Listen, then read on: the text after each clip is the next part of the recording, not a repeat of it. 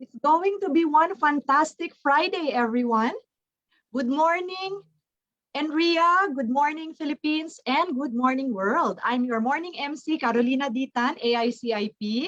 And we are very much delighted as we bring you this year's 25th Online National Convention with a theme rising above the housing and health challenges.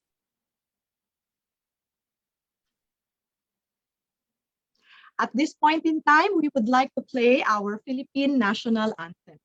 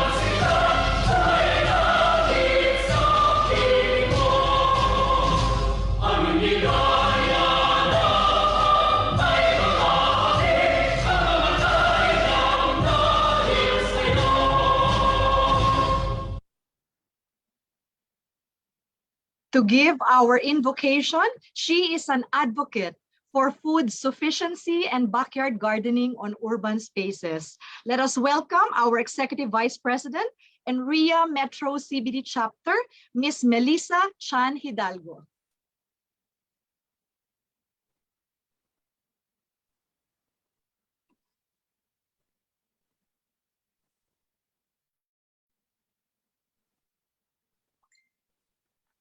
So once again, to give us the invocation for today's day one morning session, we welcome Ms. Melissa Chan Hidalgo. Let us put ourselves in the holy presence of God. In the name of the Father, and of the Son, and of the Holy Spirit, amen.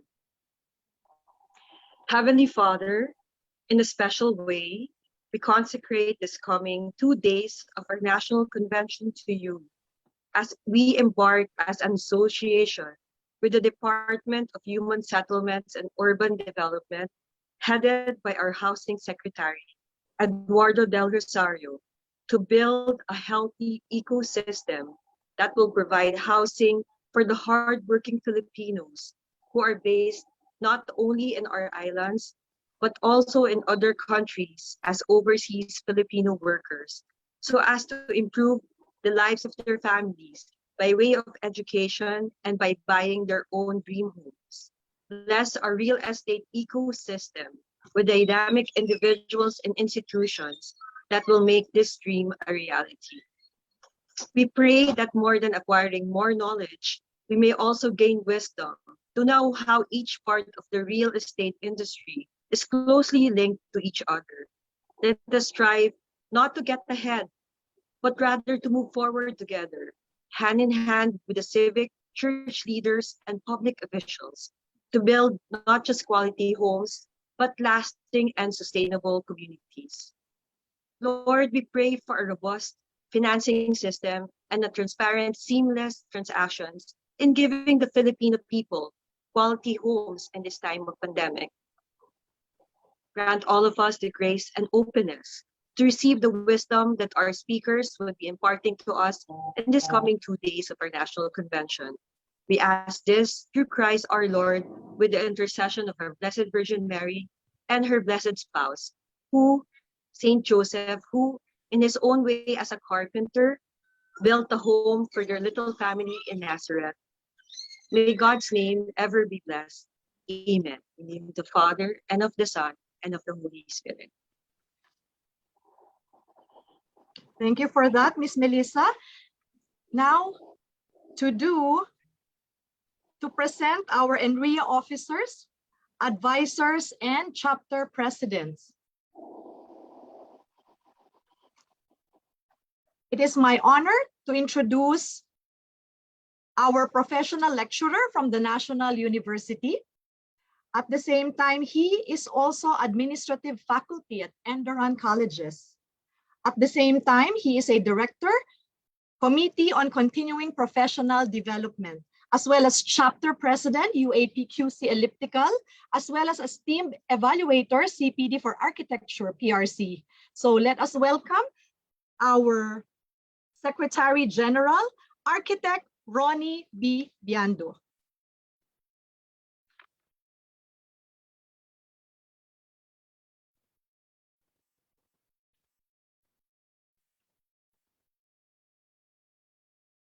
So once again, Architect Ronnie Biando will be giving us a presentation of our NRIA officers, advisors, and chapter presidents.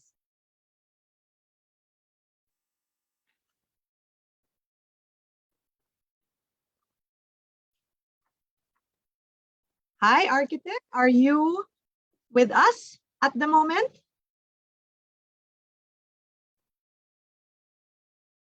Okay, so we're looking at our screen here, all right.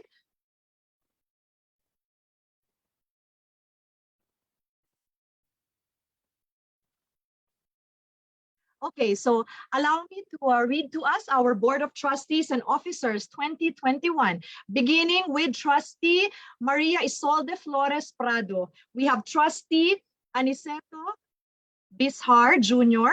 We also have Education President Trustee Rodolfo Leonin. We also have National PRO Jeffrey Bongat, as well as Auditor Ruth Marisi Atienza, Treasurer Nicole Ann Marie Ochoa. We have Secretary General Ronnie B. Biando, and also Vice President for Chapter Zenaida Fruto. Next is Vice President for External Affairs, Eduardo N. Sanchez Jr., Vice President for Internal Affairs, Jovi Francis W. Tupaz. We also have Executive Vice President, Red J. Rosales. Of course, our National President, Ms. Imelda C. Magtoto, Board Vice Chairman, Ricky M. Celis, and Board Chairman, Mr. Benigno T. Cabrieto Jr. So they are Board of Trustees, okay, followed by our Board of Advisors, beginning with Advisor Enria Marcelino C. Mendoza, Advisor Enria, former member, PRBS, okay, Board, Bansan C. Choa, CPA. We have Advisor, past President, past Chairman of Enria, Mr. Alejandro S. Manialak. We have Advisor, past President, and past Chairman Enria, Architect Nestor S. Mangio. Advisor, past President and past Chairman Enria, Architect Felino A. Palafox Jr. Advisor, past President and past Chairman Enria, Architect Grace S. Layug. And of course, our Chair Emerita, Chair Lady, Board of Advisors, past President and past Chair Lady Enria, Ms. Marisa Del Mar. They are our Board of Advisors, followed by, we would like to acknowledge our Enria chapters. We have Ms. Ana May Escalante, Mr. Jeffrey Baluran, Ms. Livia Pepino. We have Ms. Violeta, Violeta San. We have Mr. Gultano Jr., Mr. Evio Varona. We have Attorney Katanbas. We have Ms. Riza Riaz. We have Mr. Samoy Coral. We have Mr. Dave Lubing, Miss Juliet Refrezo, Miss Alma Grace Saria, Mr. Ronnie Acasita, okay, Miss Violeta Evaristo, okay, so Mr. Dennis Sumo and Miss Emmy Pulido. So they are our Enria chapters, okay? The letters are just a bit too small on our screen, but there they are. And of course, our ever hardworking Enria Secretariat. Kudos to everyone. Mr. Bernardo Ejada, Maria Lourdes Angeles, we have Paul Santos, Eileen Garlitos, we have Lalin Santa Juana, Mr. Virgilio Maclang, and Miss Aurora Pusong. Okay, so they are Enria Secretariat. These able men and women help make our Enria events go into order now. Okay, so to call on the next Our next speaker, he is our board chairman. The current chairman of the board, he is CEO of First Centerland Development Corporation. He has more than 30 years of experience in real estate development business and was involved in projects like mass housing, condominiums, resorts, golf courses, reclamation project, memorial parks, and others. He has been actively involved in other real estate associations before joining Enria. He's also, by the way, a licensed real estate broker and appraiser. Okay, let us welcome our board chairman, okay, Mr. Benigno Cabrieto Jr. Ladies and gentlemen, good morning. It is now 9:11 in the morning, Philippine Standard Time, 21st of May, 2021. The chair would like to call the National Real Estate Association and the Department of Human Settlements and Urban Development National Convention for 2021 to order.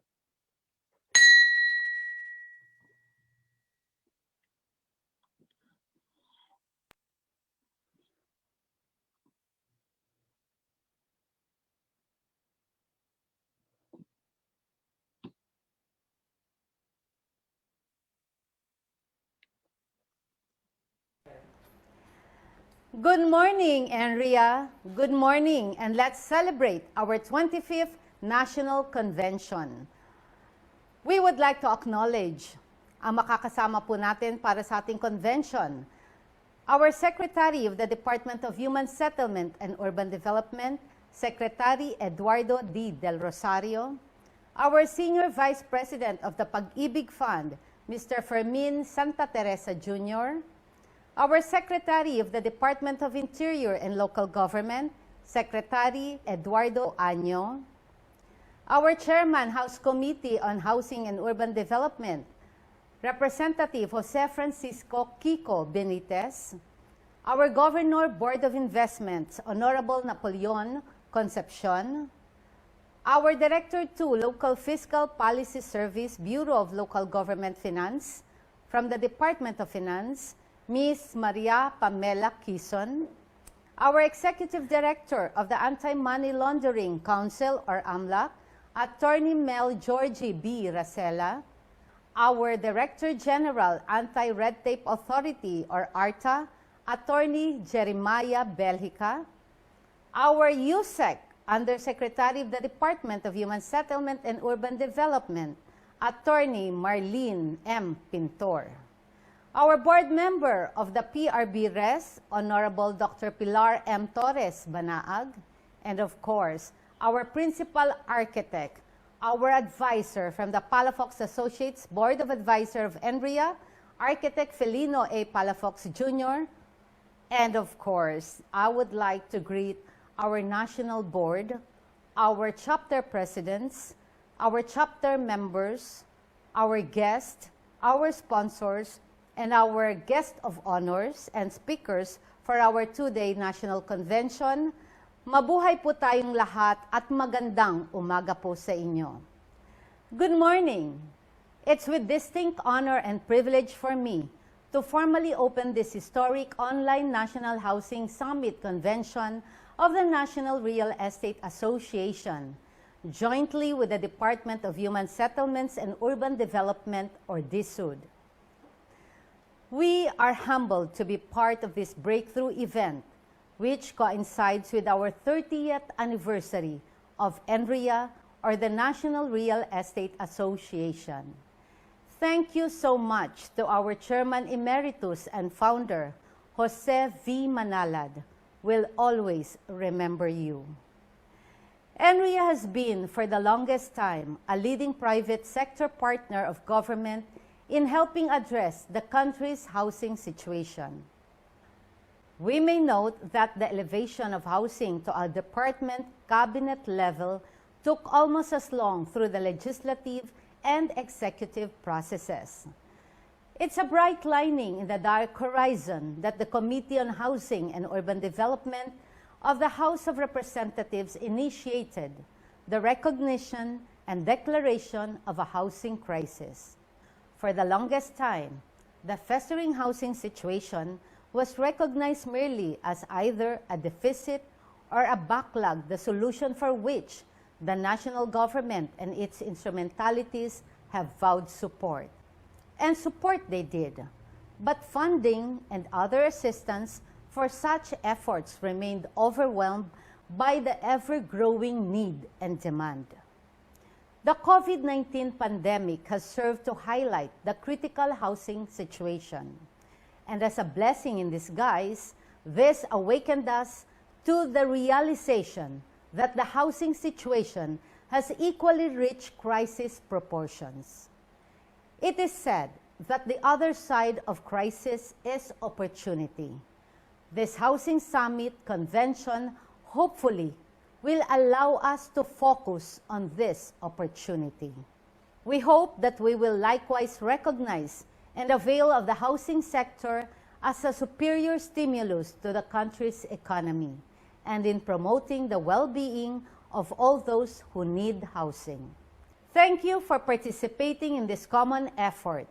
With that, I wish to thank our DSUD Secretary Eduardo Del Rosario and its key shelter agencies, the legislators, our guests and sponsors for making this historic event a reality. I now formally declare this convention open.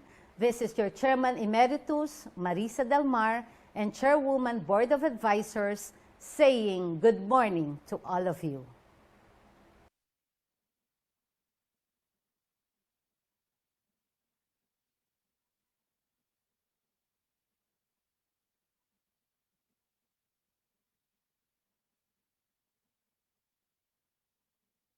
Thank you very much once again, Ms. Marisa Del Mar. You are truly one Filipina heroine in our modern age, a woman of substance, strength, and style. And of course, to our secretariat, thank you so much for unmuting me because I couldn't control it from my end. So I appreciate that.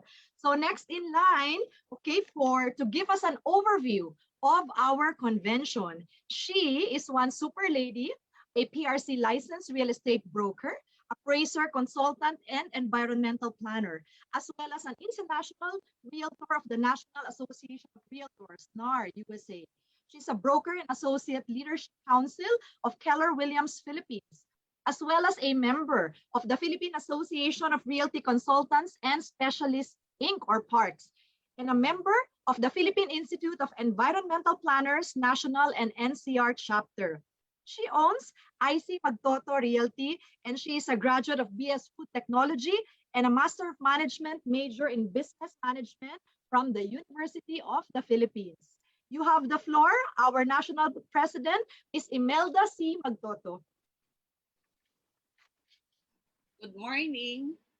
In a bold and yet unprecedented move, the National Real Estate Association, or NREA, in partnership with the Department of Human Settlements and Urban Development, or DSUD, came up with a two-day housing summit to promote and help reinvigorate the national economy by promoting the economy's gradual opening to productive business activities in the real estate profession and housing industry, with a sign of hope, and adopted the convention theme, Rising Above the Housing and Health Challenges.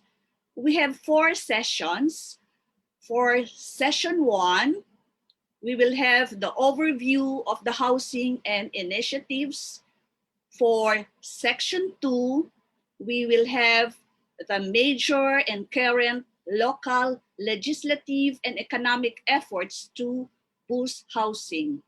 Session 3 is overcoming administrative process issues, and session 4, rising above the challenges into the beyond. We see this event as an aggregation of updates on separate fora on various urgent topics, as well as a summation of updates and developments separately happening in various housing sectors. The convention serves as a convergence and common platform to update stakeholders on the gains and development in the housing industry. This is a shared vision and aspiration that situation can be better in our housing industry, in our country, and in our lives.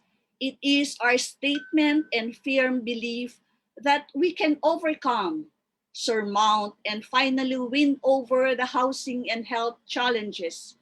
We call on everyone to join us in this initiative and engage in the discussion in our question and answer portion. Our convention topics and prominent distinguished speaker from the government and private sector will show us part of the way to our ultimate victory. Thank you. Thank you very much, National President Ms. Imelda C. Magtoto. Now to introduce our welcome speaker. He is currently the President and CEO of First Park Homes Incorporated. He also has a real estate career spanning 30 years where he held various executive roles such as President of Amaya Land Corporation in Ayala Land, the division head of Vista Lands Camellia Homes South, served as National President and Chairman of the Subdivision and Housing Developers Association, and as the immediate past President of the National Real Estate Association, NREA. He is also a licensed civil engineer, graduated magna cum laude in BS Civil Engineering from the Holy Angel University, and later pursued management development programs at the Asian Institute of Management and under Harvard Business School. Let us give the floor to our board vice chairman, Mr. Ricky M. Celis. Good morning, everyone. Good morning, NREANs. I have the privilege of introducing our distinguished keynote speaker. He has been serving the government with diligence and integrity as a military officer and in various positions and capacities for more than 4 decades. Under his belt comes significant experiences gained from serving as the General Officer in charge of the Southern Luzon Command, Commander of the 2nd Infantry Division of the Philippine Army, Civil Relations Service, 803rd and 1003rd Infantry Brigades, Joint AFP Special Operations Group, Task Force Davao, Civil Affairs Group, Philippine Army, and the 73rd Infantry Battalion. From February 2013 to May 2014, he headed the Office of Civil Defense. He was commander of Task Force Kalihim, tasked to conduct search, rescue, and recovery operations of the late DILG Secretary Jesse Robredo, and 2 pilots in Masbate, wherein he was conferred the Bakas Parangal Award. In July 2016, he took on the role of DND Undersecretary for Civil, Veterans, and Retiree Affairs. He was appointed as chairperson of Task Force Bangon Marawi in October 2017. Our guest officially joined our industry when he was appointed as chairman of the Housing and Urban Development Coordinating Council, or HUDC, on July 12 of 2017. And then subsequently, the distinction of being the very first secretary of newly created Department of Human Settlements and Urban Development in January 2020. He also serves as the chairman of the boards of the National Housing Authority, NHA, Social Housing Finance Corporation, Home Development Mutual Fund, National Home Mortgage Finance Corporation, and the Human Settlements and Adjudication Commission. Ladies and gentlemen of NREA, our big boss, our #1 supporter, and our champion in the real estate and housing industry, Secretary Eduardo D. Del Rosario. Good day to everyone. My warmest greetings to the outstanding men and women of the National Real Estate Association Incorporated, led by your board chairman, Benigno Cabrieto Jr., Chair Emerita and Chair Lady of the Board of Advisors, the forever beautiful Marisa Del Mar, and of course, your President, Imelda Magtoto. To other guests and participants of the 25th Housing Summit. Today, I have a prior commitment in Mindanao. However, let me express my deepest gratitude and appreciation to the efforts of our NREA partners in building better homes for the Filipino people. As our close partner in the real estate industry, you have helped us a lot despite the challenges brought about by the COVID-19 pandemic. We have experienced the toughest of times in human settlements and urban development. But despite this, I firmly believe that we have accomplished a lot and strongly moving forward. We have chosen to confront the challenges head on, and I am sure we will emerge victorious. This will never be possible without your sincere support in boosting the housing industry and the national economy. Let me therefore commend and congratulate Andrea for creating a venue to make these partnerships happen. We see this convention, among your many other initiatives, as a testament to your pledge in bringing decent and sustainable shelters for Filipino families. And I am optimistic that our participants today can share knowledge and information that would be useful in the formulation of our policies and programs in the sector. Hence, I challenge everyone to further elevate our service, especially for the welfare of the underprivileged who need us the most. I know that the department can count on you. Good day and mabuhay to all.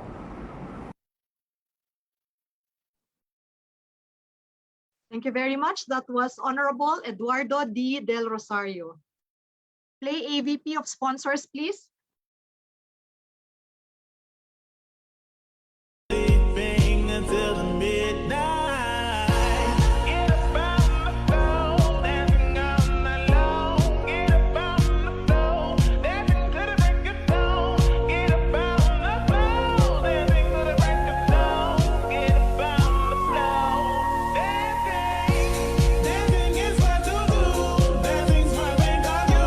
Dancing's what lifts my soul. Dancing's what makes me whole. Dancing is what to do. Dancing's what they call you. Dancing's what lifts my soul. Dancing's what makes me whole. Every time when I look in your eyes, I smile with pride, happy that you're mine. Joy and love, your love is true. I know you are the best thing that has happened to me. Get up on the floor, dancing all night long. Get up on the floor, dancing to the break of dawn. Get up on the floor, dancing to the break of dawn. Get up on the floor, dancing. Dancing is what to do. Dancing's what they call you. Dancing's what lifts my soul. Dancing's what makes me whole. Dancing is what. In life, we are always in search of something better. Better jobs, better lifestyle, better investments. Here at Forest Lake, we offer you an alternative, an extraordinary, and a better experience through My Forest Lake portal. Our online portal gives you access to viewing and purchasing of memorial lots safely and conveniently from your home. It provides a place where you can centralize the management of your memorial lot investments with easy access to customer information and services. Registering in My Forest Lake is easy. Just follow these 3 easy steps.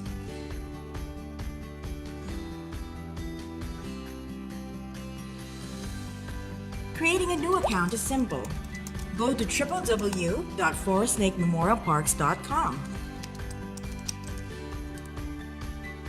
Click on Customers on the upper right corner of the site and you will be directed to the My Forest Lake Customer Portal. Step 1. Click the link and fill out the form or register using your Facebook account by simply clicking on Login with Facebook. Step 2. Input necessary details as needed.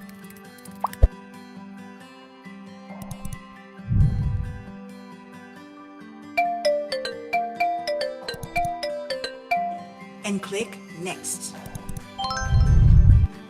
Step 3. verify your mobile phone or registered email.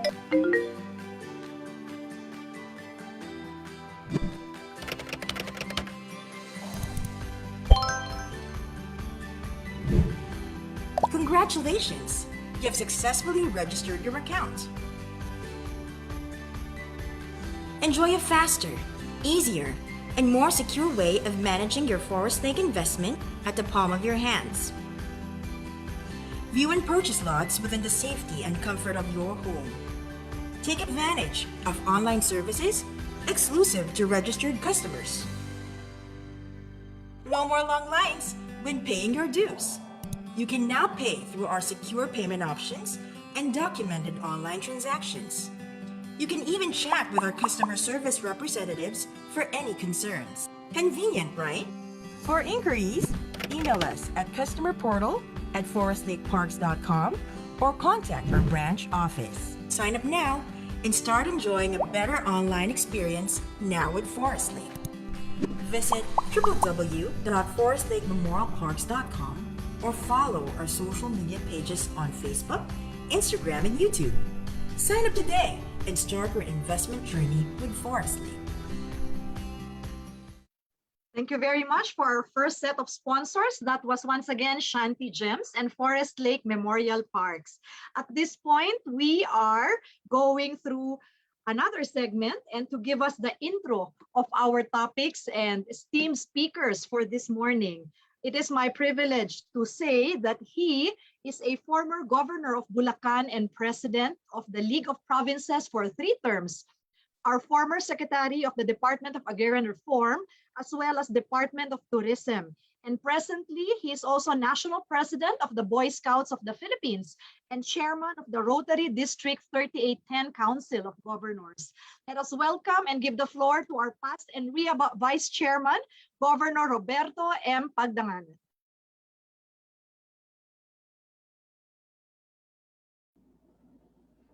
Good morning and thank you very much, Ma'am Carol, for the kind introduction.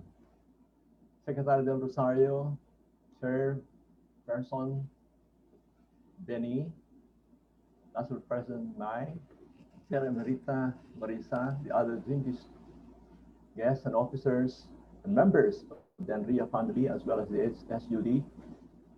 Magandang umaga po. Good morning to all of you. First off, let me thank personally Chairman Benny and President Mai for giving me the honor of introducing the speakers and their respective topics this morning in the first session of the 25th NRIA National Convention with the SUD. There'll be a little change in the some unavoidable circumstances. And therefore, we begin the session in the morning with what's supposed to be the second topic. It will be boosting the economy to sustainable shelter finance, which of course is very important if you have to boost the economy under these very, very difficult times with the pandemic. And our guest speaker this morning is a hardworking professional whose humble demeanor belies his very significant achievements as a professional. Our guest speaker is Senior Vice President of the Business Development Sector of the Home Lending Operations of Pag-ibig Fund. He's none other than Honorable Fermin Santa Teresa Jr., this sector is primarily in charge of the implementation of the various housing programs and services of the fund, particularly in partnership with developers, brokers, and other institutional partners. The objective, of course, is to provide decent and affordable homes to every Pag-ibig Fund members. And this is what creates a lot of job opportunities, particularly to the lower income sectors. Prior to his appointment as Senior Vice President of the Pag-ibig Fund, Mr. Santa Teresa served as Vice President for Home Lending Operations for Visayas Mineral Group. He is a graduate of Masters in Public Administration and Bachelor of Arts major in English at the Western Mindanao State University of Zamboanga City.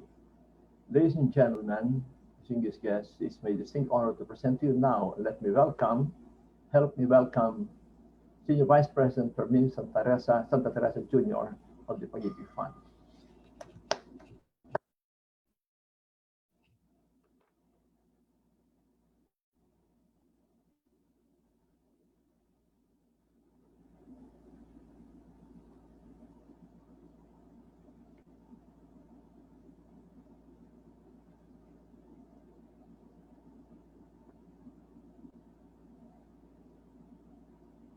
Good morning po. Good morning sa lahat.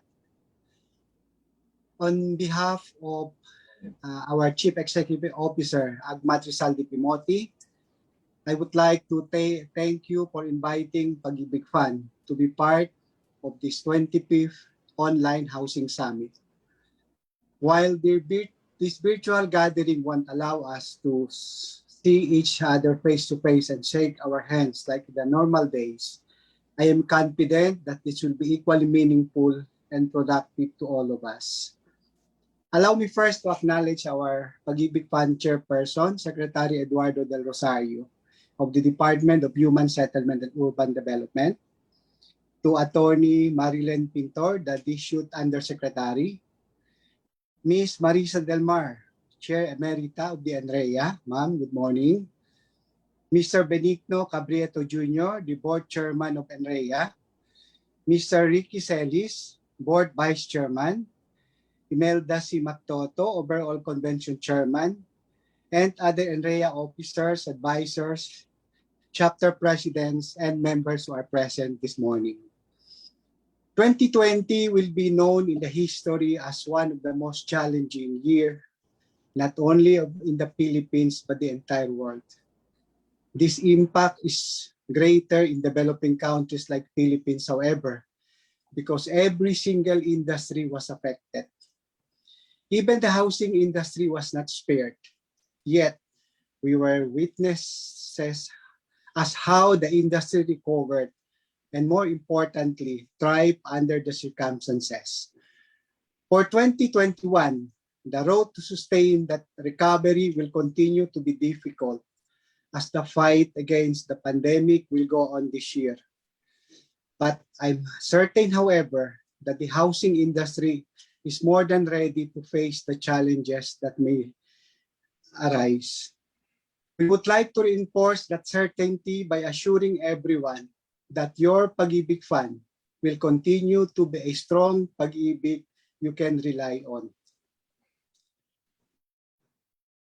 And so today, I am pleased to share with you how Pag-ibig Fund, through its programs and services, especially through its sustainable shelter financing program, continue to bolster home ownership among Filipinos and help the economy recover despite the country's battle against the pandemic. Next slide, please, Pia. Allow me to begin my presentation with a snapshot of the Pag-ibig Fund in 2020. As of December 31, 2020, next slide, Bia, please. Pag-ibig Fund active membership stood at 12.77 million. Members have collectively saved a total of 48.2 billion. We are now serving our members locally through our 155 offices nationwide.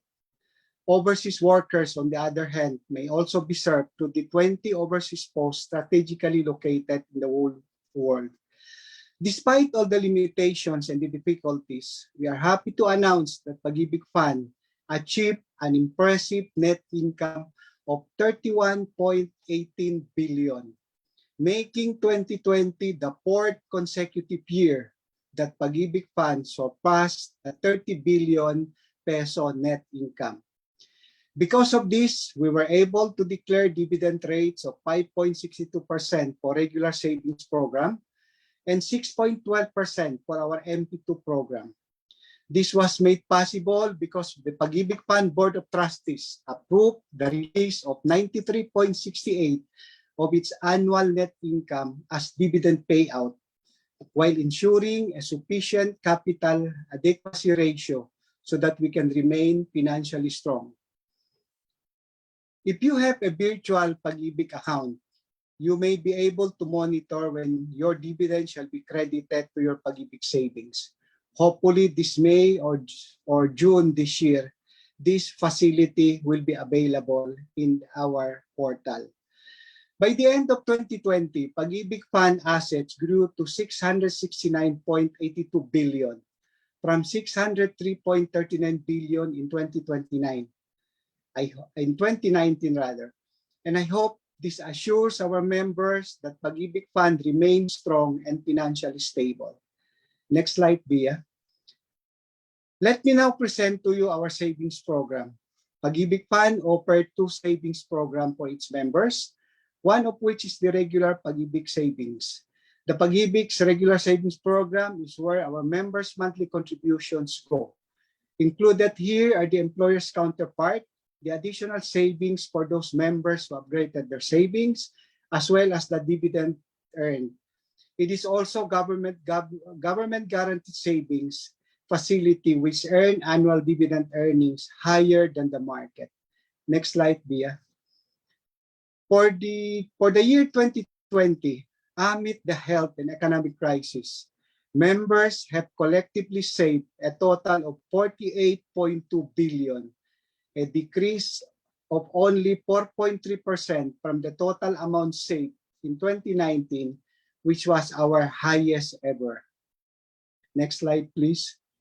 Part of the 48.2 billion savings is the MP2 savings, a purely voluntary savings program offered to Pag-ibig Fund members.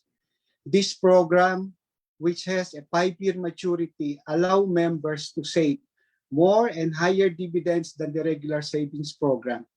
This program is also open to pensioners and retirees who are former Pag-ibig Fund members.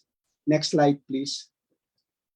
We are proud of our MP2 program because by its voluntary nature, it is reflective of the trust and confidence of our members in Pag-ibig Fund's capability to secure and grow their savings.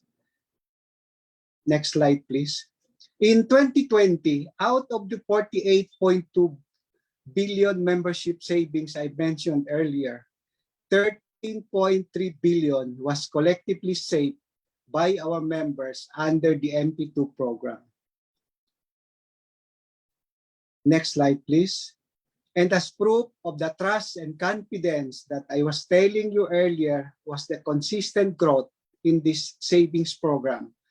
Last year was a landmark year because despite the pandemic, we achieved an 11% increase from 2019 MP2 savings, marking 2020 the year with the highest ever MP2 collections collected from our members despite the pandemic. It is overwhelming to think that amid the financial difficulties, Pag-ibig members trusted us with their savings. Next slide, please. Let me also present to you what we have achieved in as far as ensuring that Filipinos will have access to affordable and quality homes through our housing loan programs. Next slide, please. There is no doubt that our journey in providing affordable and quality homes to our members was challenging in 2020 because of the limitation in mobility, mostly due to the implementation of the strict quarantine measures to curb the spread of the pandemic. Despite that, however, we recovered during the last quarter of the year and in fact posted the highest amount in loan takeout released in a single month. In the final month of the year, specifically for the month of December, we released loans amounting to 12.11 billion. This is actually a 6% increase from the December 2019, which was before the pandemic. Next slide, please. That December takeout is 19% of the entire 2020 housing loan releases of 63.75 billion, which financed the homes of 63,750 members. The housing loan takeout did not only enable the fund to fulfill its goals in helping Filipino families to make their dreams of owning a home come true. but it is also ensured that more Filipinos now have their own home, the safest place they can be, especially during this time of crisis. Next slide, please. Of the total amount, 7.18 billion was released for socialized housing, benefiting 16,975 borrowers belonging to the medium wage and low income sectors. Next slide, please. And now, for the first quarter of the year 2021, Pag-ibig Fund released a total of 20.94 billion. This figure is again higher by 33% that as compared to the 15.77 billion in the same period of last year. The housing loan takeout was used to finance homes to 20,712 Pag-ibig Fund members. Next slide, please. To ensure the viability of our shelter financing to our members, Pag-ibig Fund maintains its lowest interest rate. I should say the lowest interest rate in the market. For the first half of the year, Pag-ibig Fund interest rate remained at 5.75% per annum under a one-year repricing and 6.25% per annum under a three-year repricing period. Next slide, please. Meanwhile, interest rate for its affordable housing program, available for low-income and wage earners, remain at its lowest with a subsidized home loan interest rate of 3% per annum. By offering these affordable rates to our members, we help promote to encourage homeowners to proceed with their purpose. Thus, it's also spurring economic activities in the housing industry, which has actually a multiplier effect that benefits our economy. Next slide, please. Pag-ibig Fund did not only make its program available, we also made it accessible. Launched in December 2019, the Virtual Pag-ibig is an online facility that allows its members to avail of the programs and services of Pag-ibig Fund anytime, anywhere. Next slide, please. In 2020, Pag-ibig responded to the needs of our members by making cash loan applications available online. The online STL application system in the Virtual Pag-ibig allows our members to avail of a short-term loan in the comfort and convenience of their homes or offices without the need to go to Pag-ibig offices. Next slide, please. Online payment was also made available in Virtual Pag-ibig through our online partner payments. Members who wish to deposit their savings or pay their loans may do so by just visiting Virtual Pag-ibig, even without a Virtual Pag-ibig account. Next slide, please. Aside from the online short-term loan application, we also have an online housing application system where members may submit their initial requirements and schedule an appointment with us. This way, we can already assess their loan eligibility and advise them of the best programs available for them without even going to our offices. This is in line with our effort to continuously help our members making their dreams of owning a home come true despite the ongoing crisis, the safest possible way. Next slide, please. The Virtual Pag-ibig also allow our members to register Virtual Pag-ibig account to view and monitor their savings online. This allowed them to see the growth of their Pag-ibig savings and check if their mandated monthly contributions are being remitted by their employers. This is part of our commitment to transparency and integrity. Next slide, please. For this award and recognition, we will be sharing these slides to all of you so that you can go over, given that we have a limited time for this. And we will just request the Secretariat to share this presentation to all of you. Next slide, Bia. Let's proceed to the slide on the Lingkod Pag-ibig amid the pandemic. This we would like to highlight specifically some of the some of the programs that we implemented. Because for some, the pandemic allowed them to have an excuse or a reason to cease their operations. But for Pag-ibig Fund, we considered the pandemic to be a reason to perform and serve better. And so to our NREA partners, here are what your Lingkod Pag-ibig provided for you and our members to help cope with this pandemic. Next slide.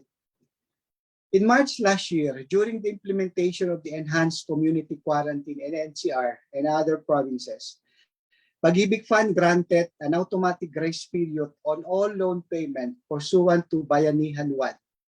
With the grace period, the agency deferred loan payment of 713,225 housing loan borrowers and over 4 million in cash borrowers.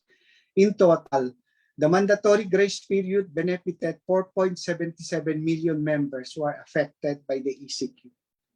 Next slide, please. Ay, tama na yun. Pakibalik lang.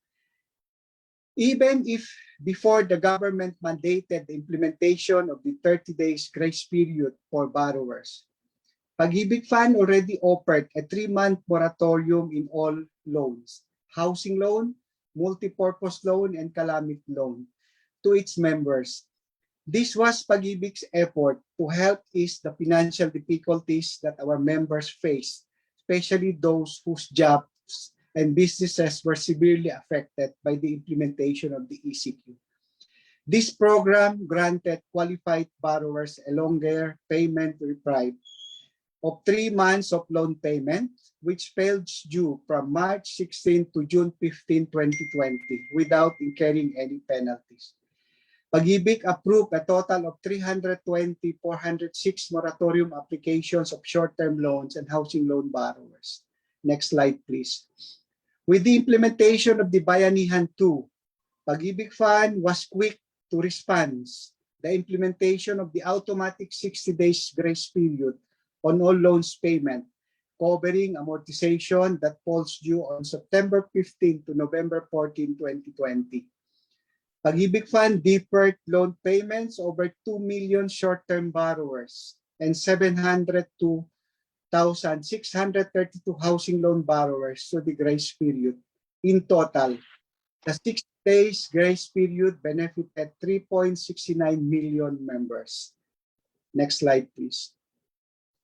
Pag-ibig also offered a special loan restructuring program which helped the housing borrowers with unpaid amortization up to 12 months as of August 2020, recover and restructure their loan to easier and more affordable term. Of a total of 85,440 members benefited from this program. Next slide, please. Moreover, to encourage our members to purchase a property, Pag-ibig Fund also offered special promo rate on housing loan, specifically for the period July to December last year. The Pag-ibig housing interest rate, which were already considered the lowest in the market, were even lowered with a reduction of rate down to 4.95% per annum under a 1-year repricing period, and down to 5.375 per annum under a 3-year repricing for 3-year repricing rather. Pag-ibig offered this promo rate not only to assist our members during the pandemic, but also to spur economic activities in the housing industry so as to bring the ripple effect in the national recovery. Next slide, please. Of the total of this program, a total of 32,256 accounts amounting to 36.664 billion loan value were approved under the housing loan promo rates. Next slide, please. Of course, we took care, as we take care rather of the borrowers to boost the demand side. We never forgot our partner developers and provided assistance in the supply side. Next slide, please. Pag-ibig Fund increased its house construction financing line from 2 billion to 10 billion. Next slide, please. The 10 billion allocation aided to our partner developers in financing their projects and producing more socialized and low-cost housing for low-cost income earners as one of the vulnerable sectors during the challenging time. And their continued businesses help inspiring economic activities in the industry through housing construction. And we are proud to report to NREA that 31 housing projects has been approved to receive financing amounting to 2.153 billion. And as of today, we are still processing additional applications who applied during the period. Next slide, please. This is of particular importance considering that the real estate from government estimate posts around 1.2% output multiplier effect to the rest of the economy. This means that every peso of investment spending in the real estate industry generate an average of 1.2 pesos of additional output to the economy. This initiative of Pag-ibig Fund did not only make socialized housing more accessible to Filipino workers, but it also allowed us to support the creation and continuation of jobs that are mostly needed by many Filipinos, especially during those difficult times. All of these friends and partners from NREA are the result of Pag-ibig Fund's commitment to excellence and services. Pangako po ng lingkod Pag-ibig Fund. Again, I would like to thank the NREA, the National Real Estate Association Incorporated, for giving us the opportunity to provide our update of your Pag-ibig Fund. Let us continue to work together in empowering the housing industry to help more Filipino families acquire their own homes and at the same time contribute the boosting of the country's economy. Thank you very much. Muli po, ako ang inyong lingkod Pag-ibig Fund, naghahatid ng tapat na serbisyo mula sa puso. Maraming salamat po.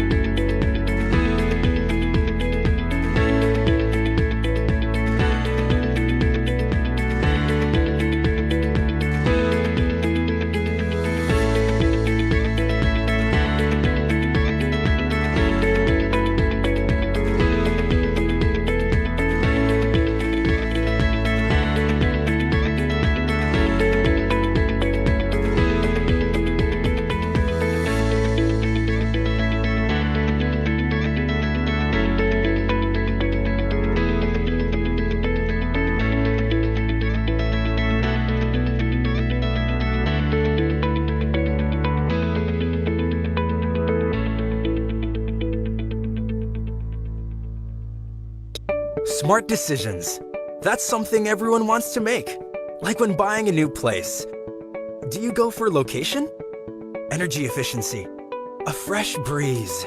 Or having no brownouts? How about smart planning and engineering that give you all of these? Take a closer look at West Insula, where you get to live easier, live wiser. At West Insula, you get perks that make day-to-day living a greater comfort. Just think of these smart features. Full backup power. When brownouts happen in the rest of the city, keep the computer, air conditioner, and everything else you need up and running. West Insula provides full backup power in all rooms, in all units. Water saving system.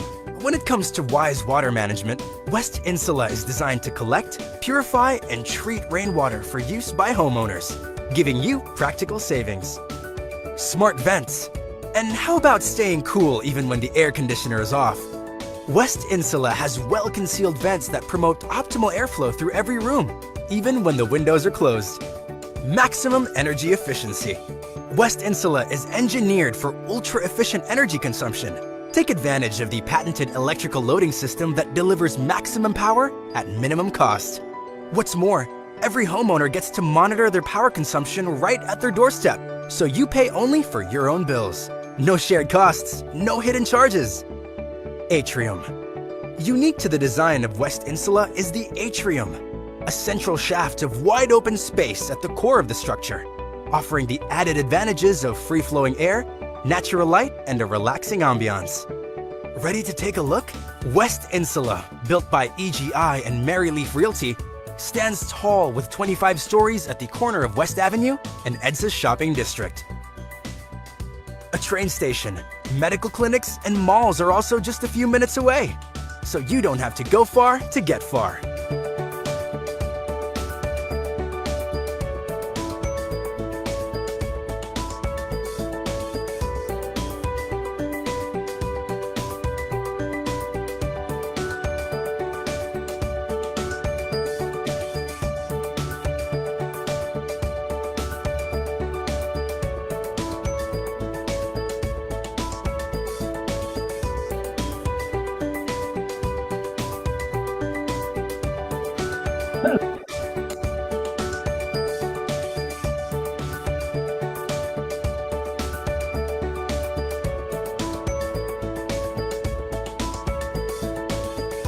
Intelligent innovations at prime locations.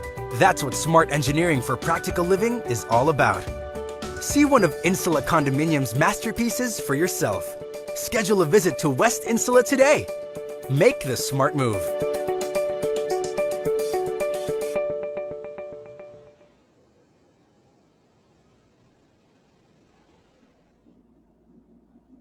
Thank you to our sponsors, Bria Homes and EGI. Now, at this point, back to you, Gov. Obet. Thank you. Thank you. We're back. And indeed, I think it was providential that there was a change in priorities of the speakers, because I think it's essential that we are here, and we thank very much indeed Senior Vice President Chong Santa Teresa for the wonderful presentation. So now that our presence, others in the industry, money is available, and it's not just available, it's affordable. We've seen the special offers, the price reduction, the interest rate reduction, the grace period given, and perhaps there's nothing more important than having this funding available for the projects. So now I think we're ready for the second presentation. This will be about the Department's view on settlements and urban developments, gains and developmental plans. With money available, we're now ready to hear the presentation first by video of Undersecretary Marlene Pintor, to be followed by a live presentation by Assistant Secretary Abelino Tolentino III. And so without much further ado, let me have the pleasure of introducing to you the Undersecretary Marlene Pintor is a lawyer and certified public accountant by profession. She also had a master's in public management degree from the Development Academy of the Philippines. She finished her law degree at Ateneo de College of Law in Davao City. Secretary Pintor, Yusek Pintor, was appointed Undersecretary of the Department of Human Settlements and Urban Development by President Rodrigo Duterte on January 18, 2021. Quite on the job, with a lot of experience prior to that. She was designated by Secretary Del Rosario as the Deputy Secretary of the Department. In addition to her being Undersecretary for Human Settlements and Urban Development and the bureaus, certainly one of substance and accomplishment. We'll be listening to her video, and then later on will be followed automatically by Assistant Secretary Avelino Tolentino. And let me have the pleasure of introducing to you another outstanding public servant who is also a lawyer and urban planner with a decade of experience in policy making on program supervision and legislative development sector. Assistant Secretary Avelino Tolentino completed the Spencer Program in Urban and Regional Studies at the Massachusetts Institute of Technology as a Hubert Humphrey Fellow in 2018 to 2019. He played a crucial role in developing the Philippine New Urban Agenda, which was presented at the Habitat 3 conference in Quito, Ecuador. He was also engaged in the rehabilitation, the efforts of the government to rehabilitate Marami City, which was devastated by armed conflict 4 years ago. Graduated magna cum laude from the University of the Philippines, Manila, with a degree of political science. A Dean's Lister from the Ateneo de Manila University Juris Doctor program. ASEC Tolentino obtained a Master's of Science degree in Regional Development Planning from the University of the Philippines. Also served as Director of Legal Anti-Squatting External Affairs Group and became Assistant Secretary of Housing and Urban Development Council. Was also a member of Massachusetts Institute of Technology, Inter-American Development Bank, and the City Government of Buenos Aires Settlements Upgrading Team. He also is an affiliate, professional affiliate in the Affordable Housing Institute in Boston, Massachusetts, and also was a legal department manager formerly at the National Housing Authority. Ladies and gentlemen, we'll be welcoming Attorney Avelino Tolentino after the video presentation by Yusek Marlene Pintor. Let's enjoy the presentation on DSSUD's gains and development plans. Thank you. Good day, everyone. Today is indeed a beautiful day for all of us. I convey my warmest greetings to the officers and members of the 2021 Board of Trustees of the National Real Estate Association Incorporated. Congratulations for conducting the 25th National Convention with a theme Rising Above the Housing and Health Challenges. You all did a great job in organizing a virtual convention with an impressive lineup of topics and speakers above all. I'm quite sure that this convention is a big success despite the health crisis that we are all facing today. The Department of Human Settlements and Urban Development is grateful to have NREA as our active partner in introducing reforms in the housing, human settlements, and urban development sector that will eventually improve the lives of the Filipinos. I firmly believe that an improved Filipino life is equal to improved Filipino community. I'm happy to know that we are all in this together. Thus, as your theme says, we all can concur and rise above the housing and health challenges that our nation is facing. I am confident that nothing is impossible if we work as one. Lastly, my best wishes to all of you. I wish you great success on all your future endeavors. Congratulations, NREA, on your 30th anniversary.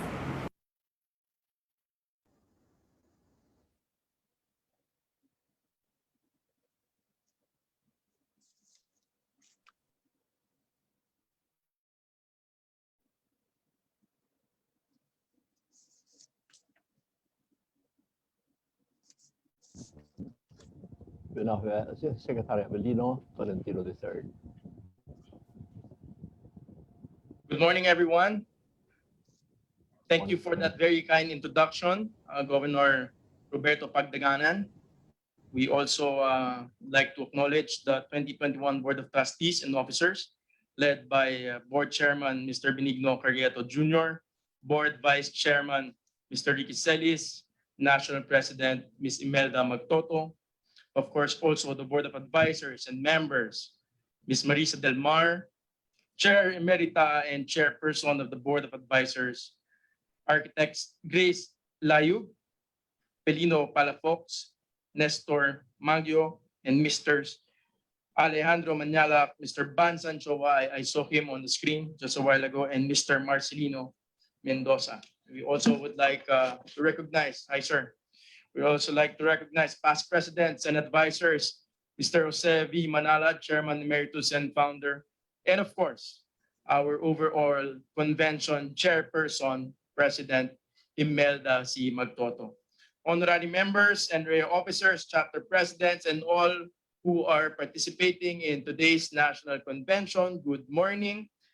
In behalf of the Honorable Secretary of the Department of Human Settlements and Urban Development, Mr. Eduardo D. Del Rosario, and our Deputy Secretary, Undersecretary Marilyn M. Pintor, it is my distinct honor to represent before you today the Department of Human Settlements and Urban Development for the online 25th National Convention of the National Real Estate Association Incorporated, NREA. Good morning po.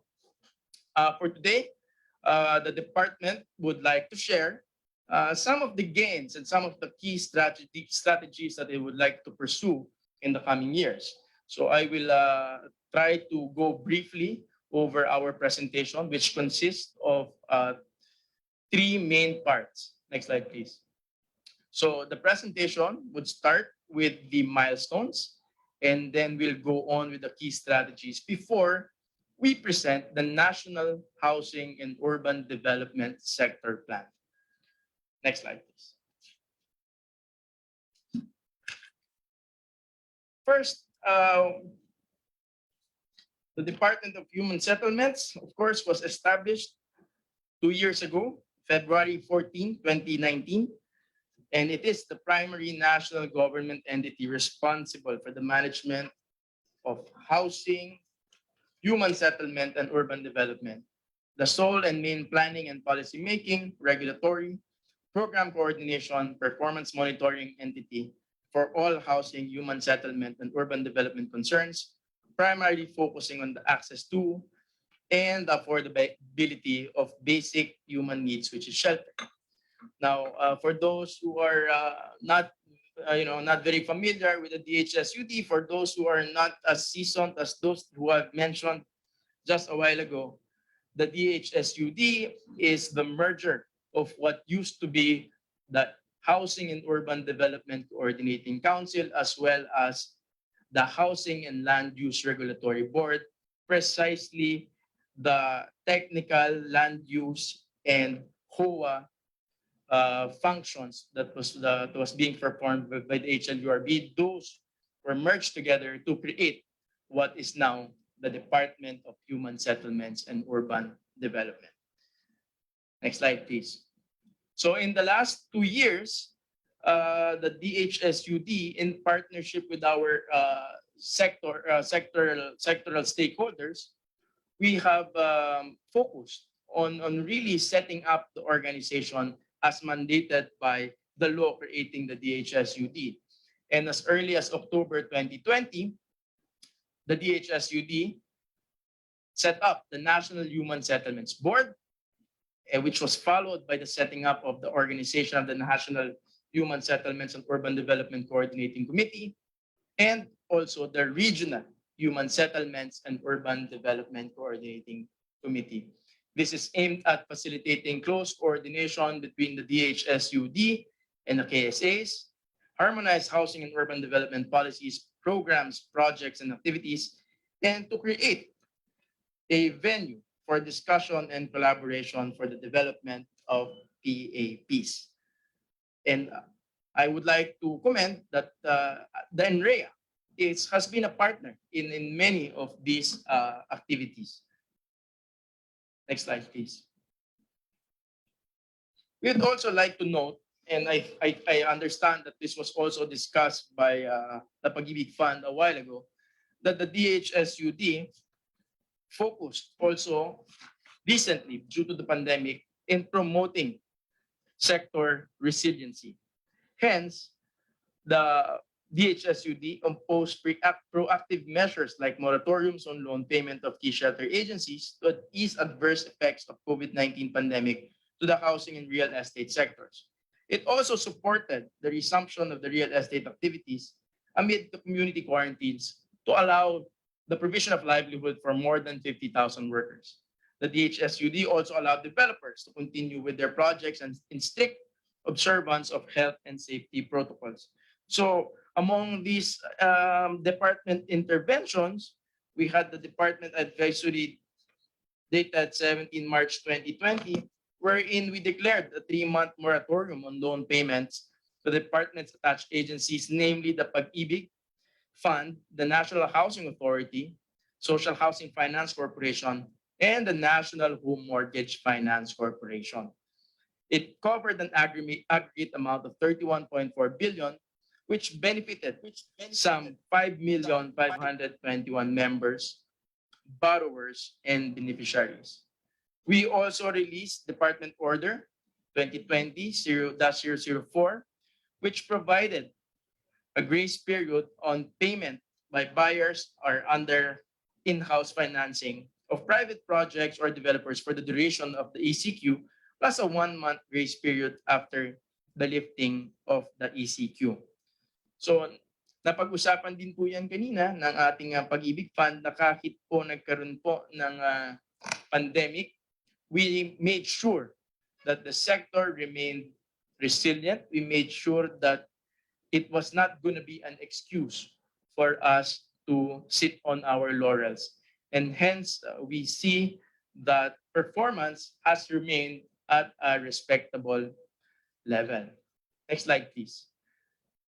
Yeah, before we go any further, we just like to underscore the July 2016 up to the December 2020 performance of the DHSUD and its key shelter agencies. As flashed on the screen, for that period, the key shelter agencies have provided security of tenure to some 883,000 households, which is valued at around 814 billion.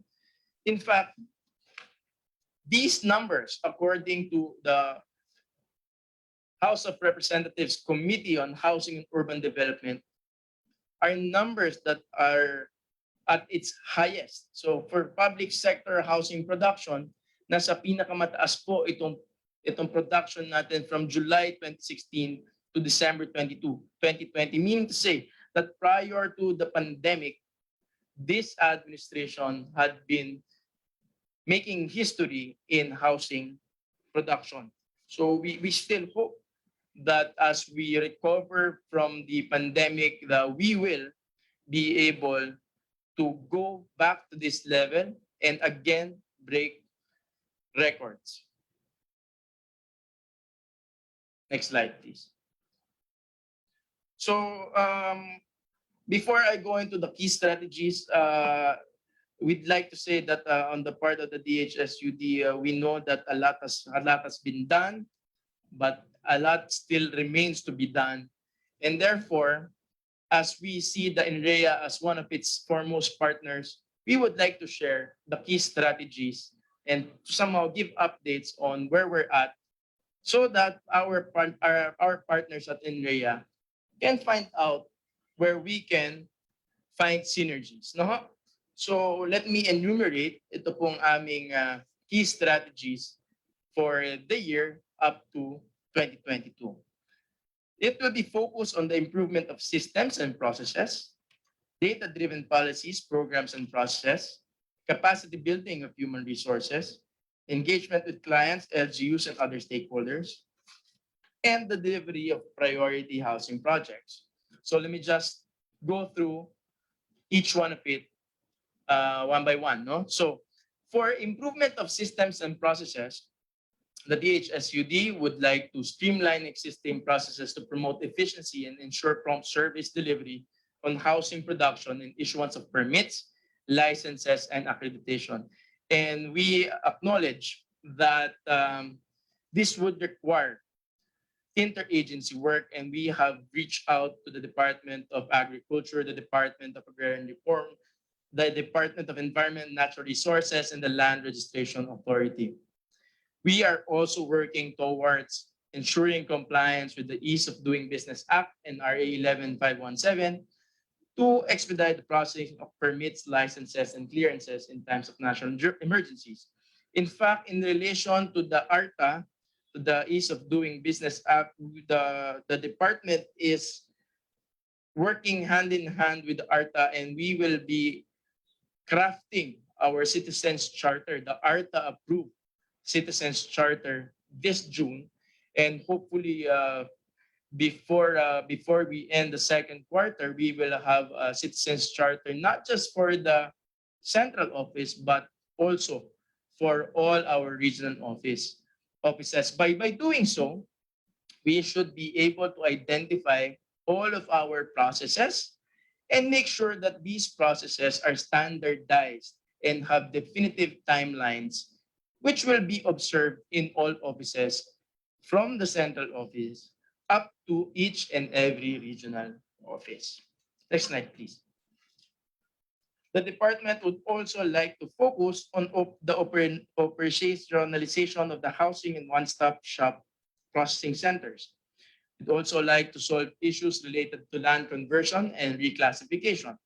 And I understand that during one of the meetings with INREA, the DHSUD, we actually discussed issues related to land conversion and reclassification, and as well the status of pending bills on the National Land Use Act at both the House of Representatives and the Senate.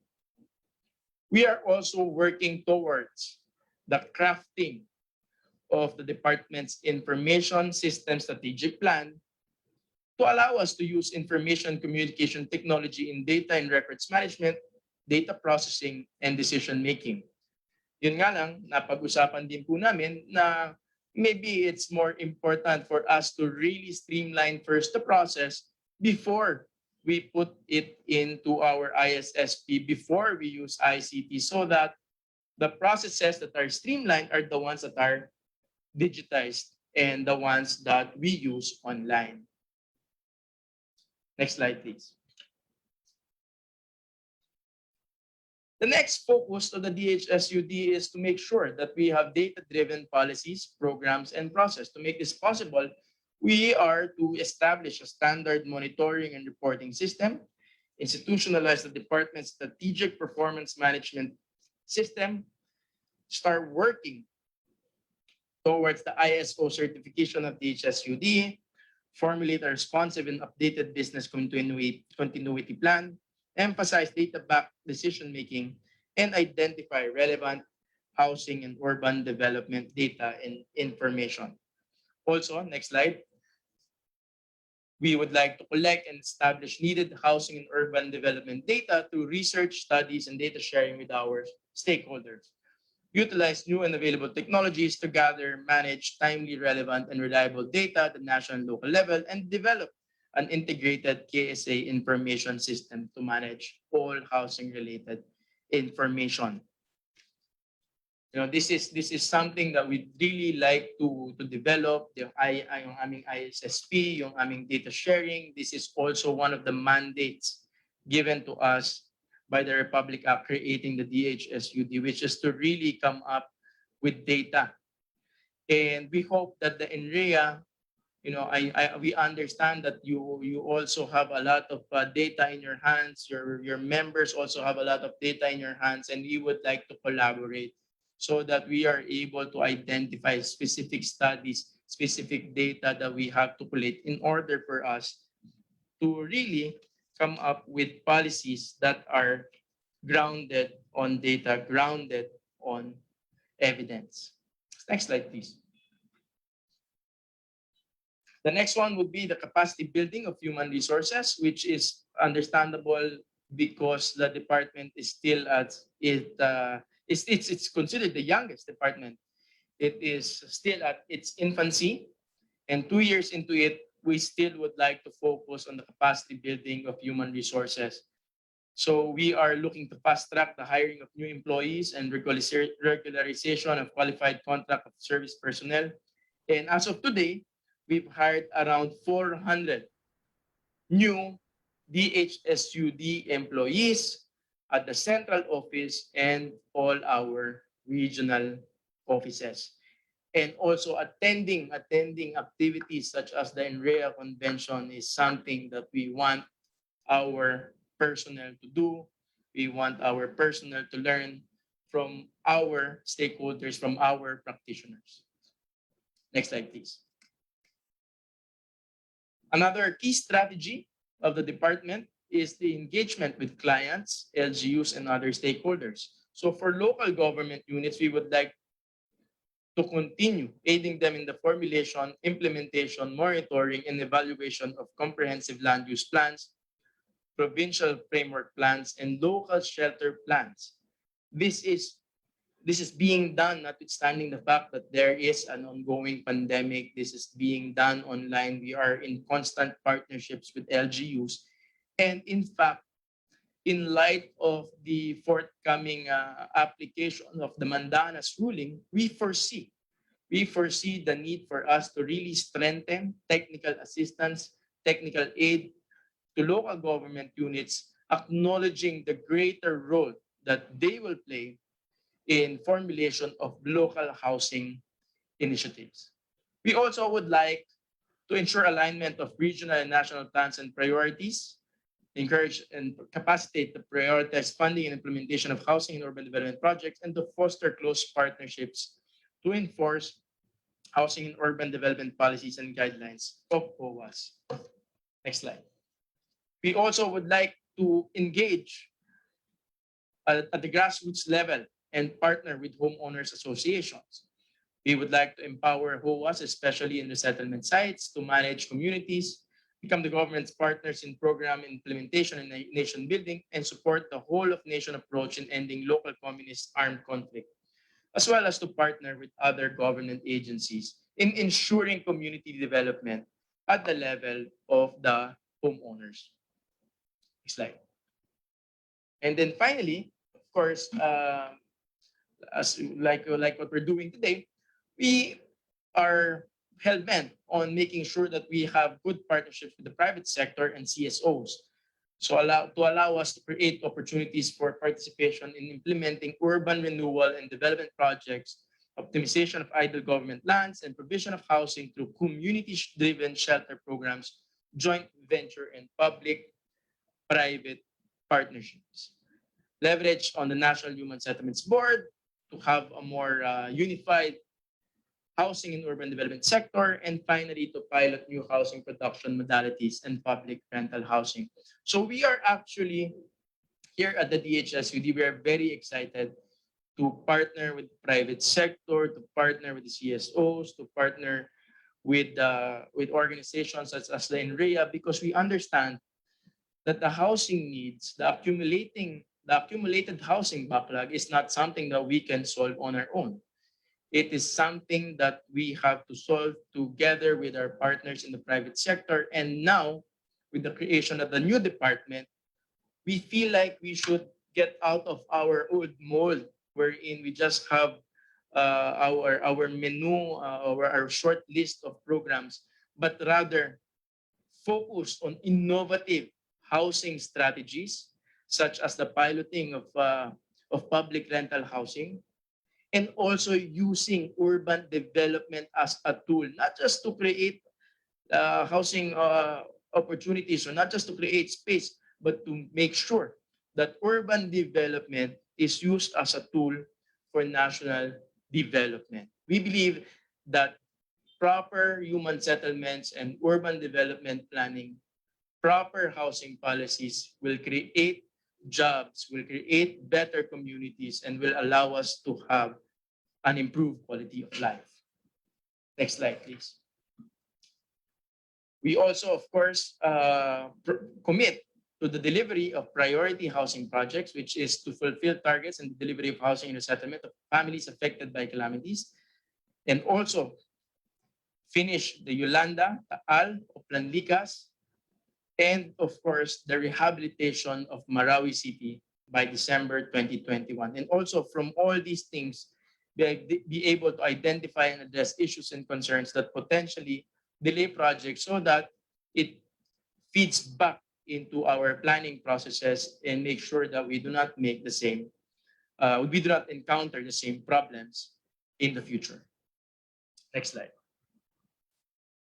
Yes, another key strategy is the crafting of a comprehensive development plan for the housing and urban development sector. It actually says number 1 there because actually, when I was informed to fill in for this convention, the crafting of the comprehensive development plan was actually at the top of our list. But recently, the department actually approved, together with the National Human Settlements Board, the National Housing and Urban Development Sector Plan.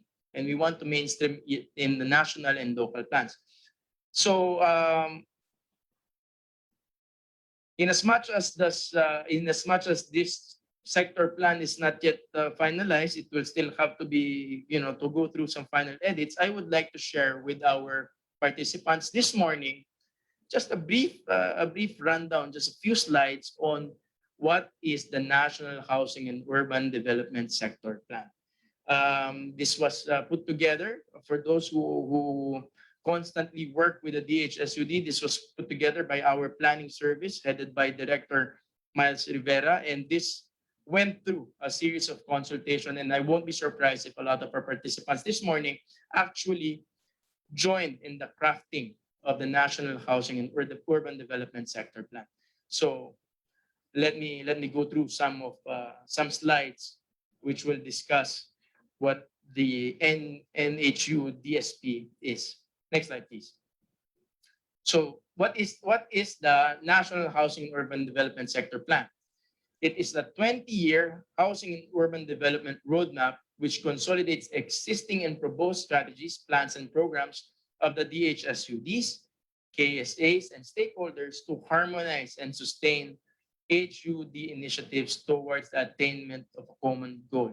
Of course, the legal basis comes from RA 11201, which identifies the DHSUD as the national government entity responsible for the management of housing, human settlements, and urban development of the country. So our Secretary, Eduardo Del Rosario, made sure that, whatever happens, we have already identified a roadmap. We already have this sector plan that will contain a good number of projects, activities, and programs that we can pursue over a 20-year period. Hindi na ho yung paputol-putol every single administration, and every midterm of every administration, we shift our goals.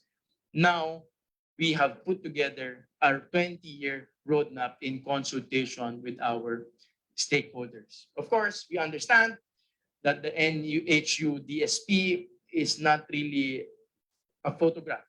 The version that it is right now will not remain like that in the next 20 years. We envision it to be like a movie. We envision it to evolve as our physical environment changes, as our economy changes. We will see that there will be certain adjustments, but it will be very clear that we have a strong vision for the next 20 years with the crafting of the National Housing and Urban Development Sector Plan. Next slide, please. So the sector plan outline consists of task 4 sections. It has the introduction and overview, the planning context, which identifies the problem areas that the human settlements and urban development sector currently faces.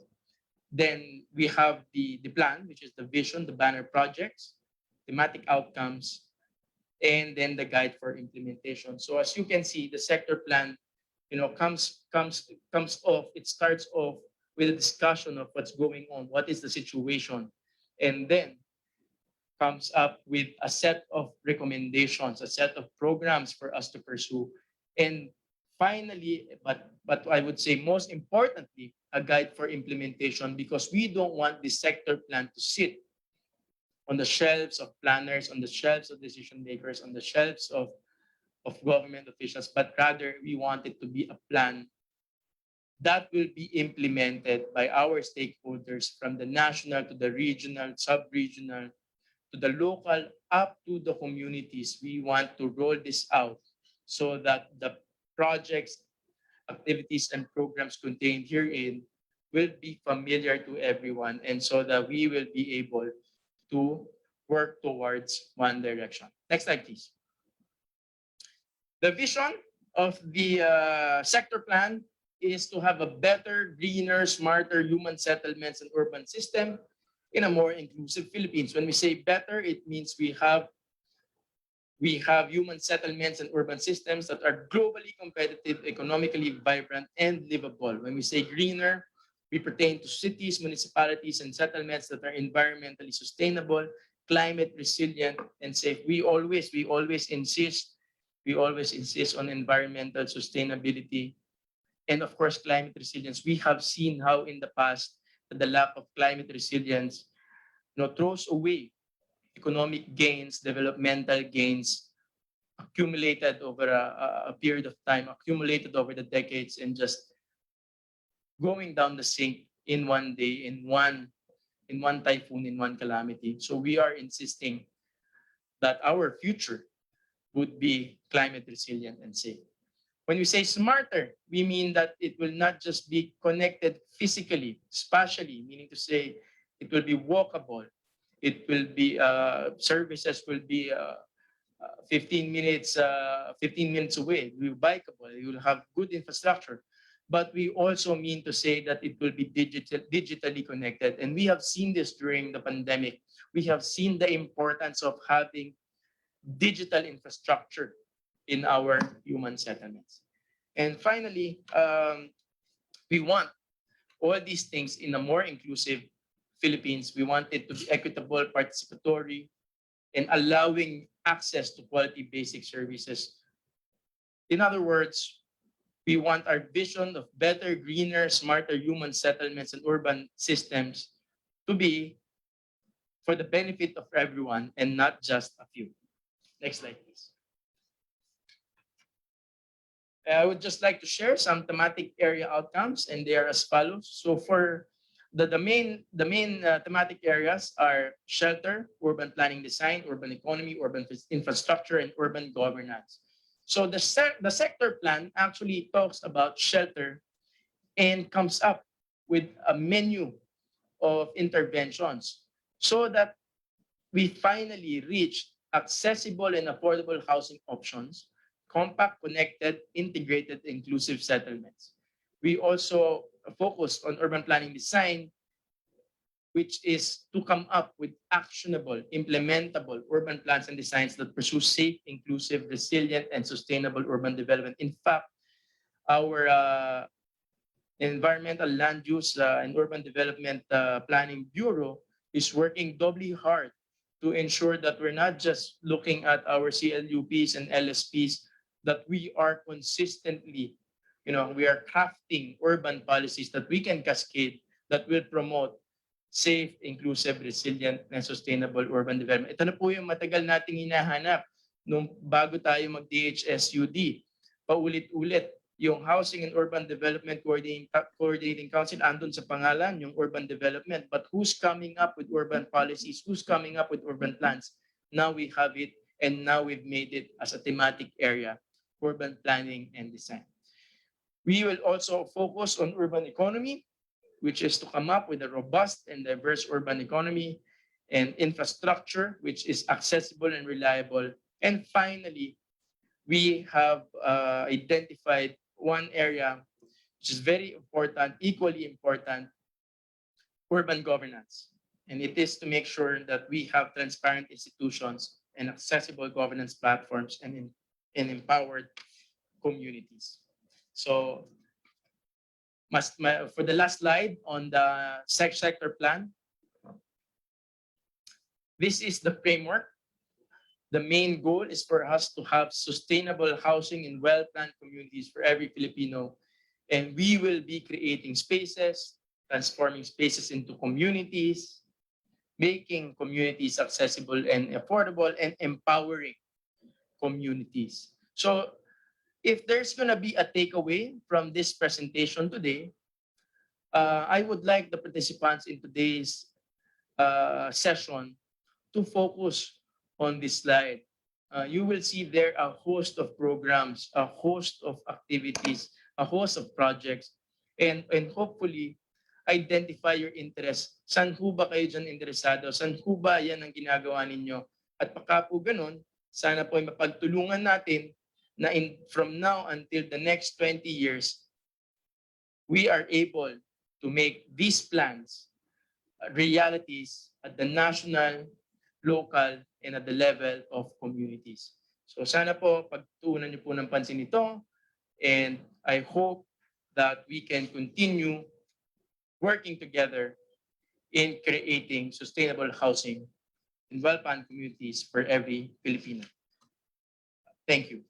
That's my last slide. And again, we would like to congratulate the NREA on its 25th National Convention.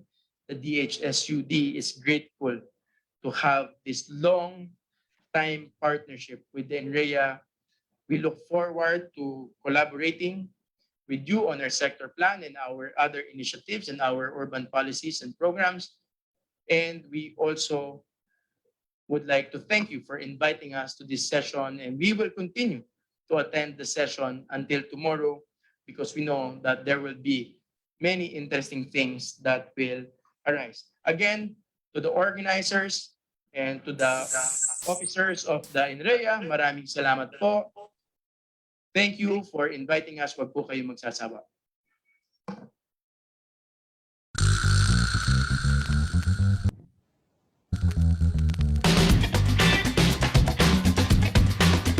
My name is Mitch Lazote. I'm a licensed broker and a realtor.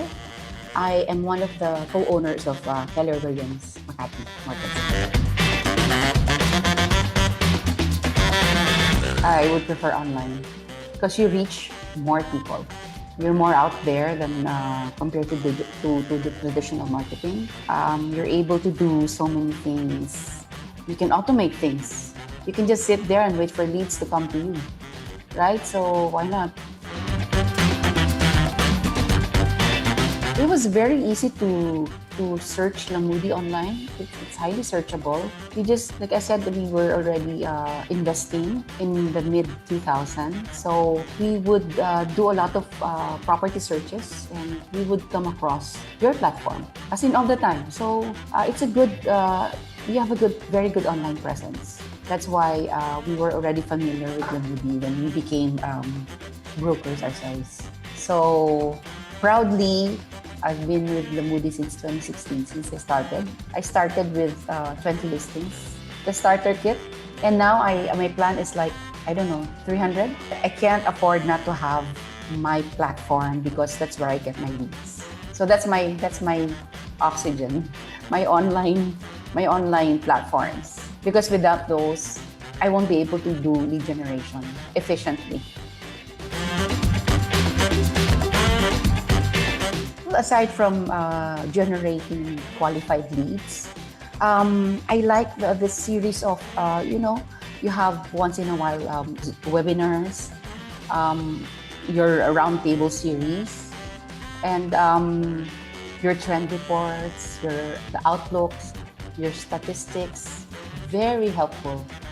Of course, especially when the pandemic started in 2020, around May or March. No, March, April, May. I would always watch. You were the first ones who started the webinar series. And I would follow it every time there's a new one, because there's so much learnings, and those learnings you can pass on to your clients, because they don't know what's happening. They're worried about their investments. They don't know what to do. So those webinars kept us afloat and gave us good insight about what's happening, which we passed on to our clients. In less than 4 months, it was one of my very first platforms. And At first, because I was just starting, right? I said, 20 listings at this much. How can I afford it? Okay, sige, I'll just do 20. Siyempre, tinipid ko. And then after a few months, parang kulang. I said, oh, I have to invest again and again and again until I reached my 200 package or 200 now. So you can see the progression. That means I already have enough funds to invest in the platform because I already have this listing package of 200. And right now I have 192 active listings within it helped me 100%, especially when the pandemic started because everybody's online, right? And you can get out of your house. So come 2020, when I realized that there's no need to go but digital, full on digital, we increased our budget for our digital marketing platforms. We went full on, and you'll be surprised 2020 was our record-breaking year of all the years. So I believe that digital marketing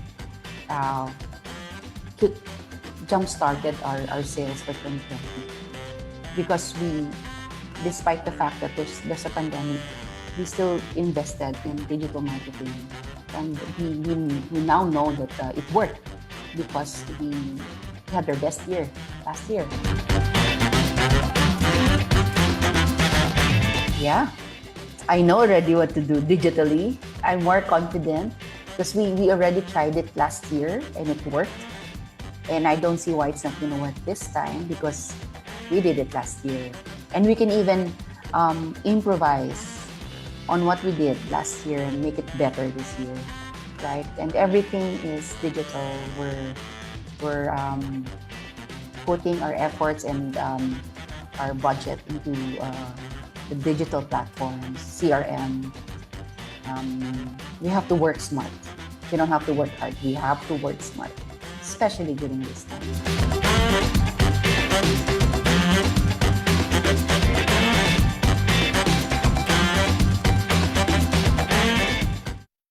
All right, thank you very much. So that was from our third set of sponsors. I hope all of you are up and about and, like having a great time, just like all of us at INRIA. And we would like to thank all of you once again for joining us. Do stay around. And at this point, on our screens, okay, do you know that Lamudi, as your digital partner, we actually have we have a special ongoing promo because to all participants who have joined this session, do you know that you're actually eligible to get either a 15% off on 6-month packages or 25% off on a 12-month package. So once again, you can avail of such. You can see on screen that you just simply need to email, okay, your full name, contact details, date and time of INRIA event you've attended. So avail of this because this won't last forever. This is good only until the 31st of May. All right, so that's for our third set of sponsor, Lamudi. So at this point, before we go any further, allow me to acknowledge the presence of our esteemed guests and participants for the day, including Socialized Housing Developers Association of the Philippines, Chair Lady and President. We have Ms. Rosie Sai, together with First Vice President Attorney Joy Manawag. Likewise, for OSHDP Legal Counsel Attorney Christopher Ryan Tan. Thank you for joining us. Participants from the City Government of Makati. Maraming salamat po. Likewise, participants from the National Home Mortgage Finance Corporation. As well as, wow, we are happy to literally see this. Our INRIA chapter participants from the various areas, namely Baguio Car, we have Zambales, Bataan, Olongapo, Metro CBD. We have Metro CBD, Samar Leyte, Bulacan, Pampanga, as well as Metro Tagaytay. So wonderful to actually see and know that all of you are with us as one today and also for tomorrow. So at this point, allow me to turn back the floor to Governor Pagdanganan. Sir, the floor is yours once again as you intro our third set of presenters. Thank you. Thank you very much, Ms. Carol. Thank you. Before introducing the next speaker, let me at this juncture acknowledge and invite everybody to give a round of applause to our first two speakers, SVP Hermin Santa Teresa, great job, and also Assistant Secretary Belino Tolentino. So the vision's clear, better, greener, smarter, inclusive vision. I think with that, I think everybody is all set to really rise above the housing and health challenges led by the NREA and partners. At this juncture, let me introduce to you the next speaker, who is going to talk about Balay Green Housing Bonds and other updates for the National Home Mortgage Corporation. But before introducing the speaker, let me acknowledge the presence of the recently appointed President CEO of National Home Mortgage Finance Corporation, the Honorable Carlo Luis Rabat. Thank you for joining us, sir. Our speaker is OIC Vice President of National Home Mortgage Finance Corporation. He's a certified public accountant and was a recipient of the Civil Service Commission Scholarship Program, which enabled him to finish as well his Master's in Business Administration, MBA degree at the Ateneo de Manila Graduate School of Business. He has attended several trainings, both locally and internationally, including the International Housing Finance Program, a securitization workshop conducted by Wharton University of Pennsylvania. OIC Vice President Roy Roldan is currently OIC Vice President for the Securitization Group, but prior to this, OIC Vice President of the Fund and Asset Management Group since 2017. He has been with the National Home Mortgage Finance Corporation, would you believe, since 1983. So he spent the best years of his life and is continuing serving our country through this housing corporation and other groups. So on that note, let me again invite everybody to help me welcome our speaker to talk about Balay Green Housing Bonds and other updates, Honorable Romeo Roldan.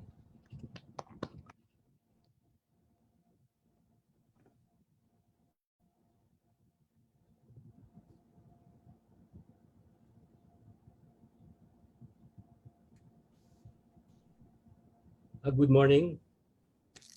Thank you, Governor Roberto Pagnacanon, for the introduction, and congratulations, sir. Andrea, on your 30th anniversary and this 25th online housing convention. I also would like to thank the present Board of Trustees, headed by Board Chairman Benigno Cabreto Jr., Board Vice Chairman Ricky Celis, the National President Imelda C. Magtoto, and of course the Chairman Emeritus, Ms. Marisa Delmar. Thank you po, ma'am. On behalf of our President, Carlo Ruiz Rabat Jr., I will be presenting today the newest offering from the National Home Mortgage in providing liquidity facility to the developers and originators. As you very well know, the NHMFC purchases housing loans receivable from the primary market. And currently we have 4 different housing loans receivable. But today, I want to promote and market to you the latest NHMFC liquidity facility called the Balay Verde.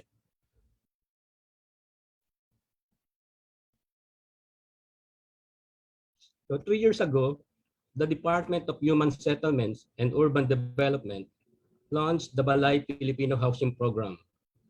The Balay stands for Building Adequate, Livable, Affordable, and Inclusive Filipino.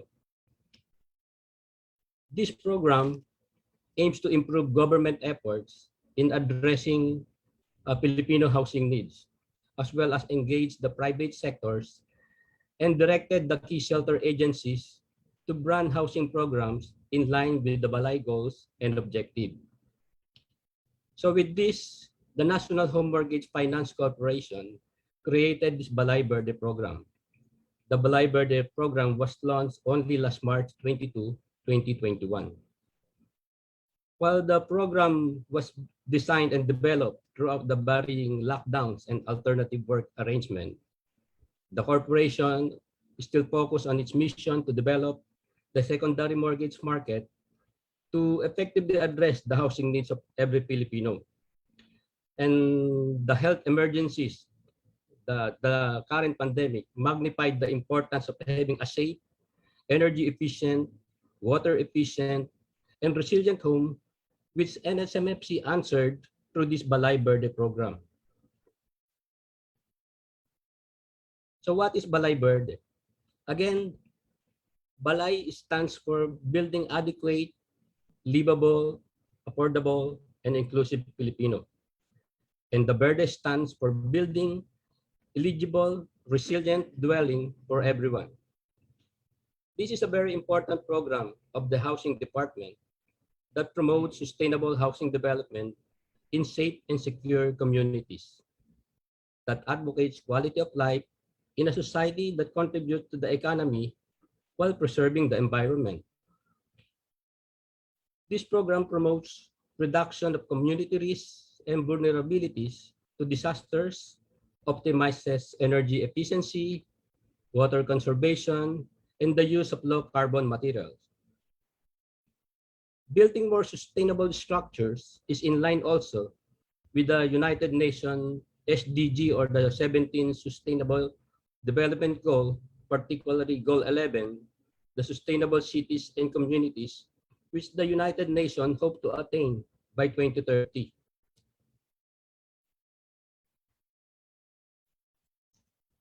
So the Balay Verde program of the National Home Mortgage Finance Corporation, or the Housing Loans Receivable Purchase Program 4, is an additional platform for provision of liquidity facility to any public or private housing loan originators or developers who construct, retrofit, or finance any green certified residential buildings or housing units.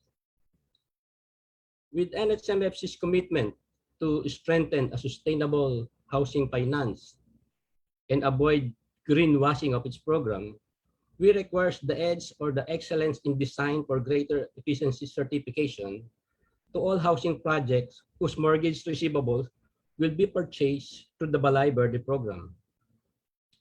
EDGE is a green building standard and certification system that makes it easy and inexpensive to design and certify resource efficient and zero carbon structure. Actually, they have a free software that is designed to make the construction of green buildings more inclusive for emerging market developers and helps them identify the cost-effective sustainability measure. This reduces energy, water, and material use, which also lowers utility bills for owners and tenants. EDGE, an innovation of the International Finance Corporation and a member of the World Bank Group.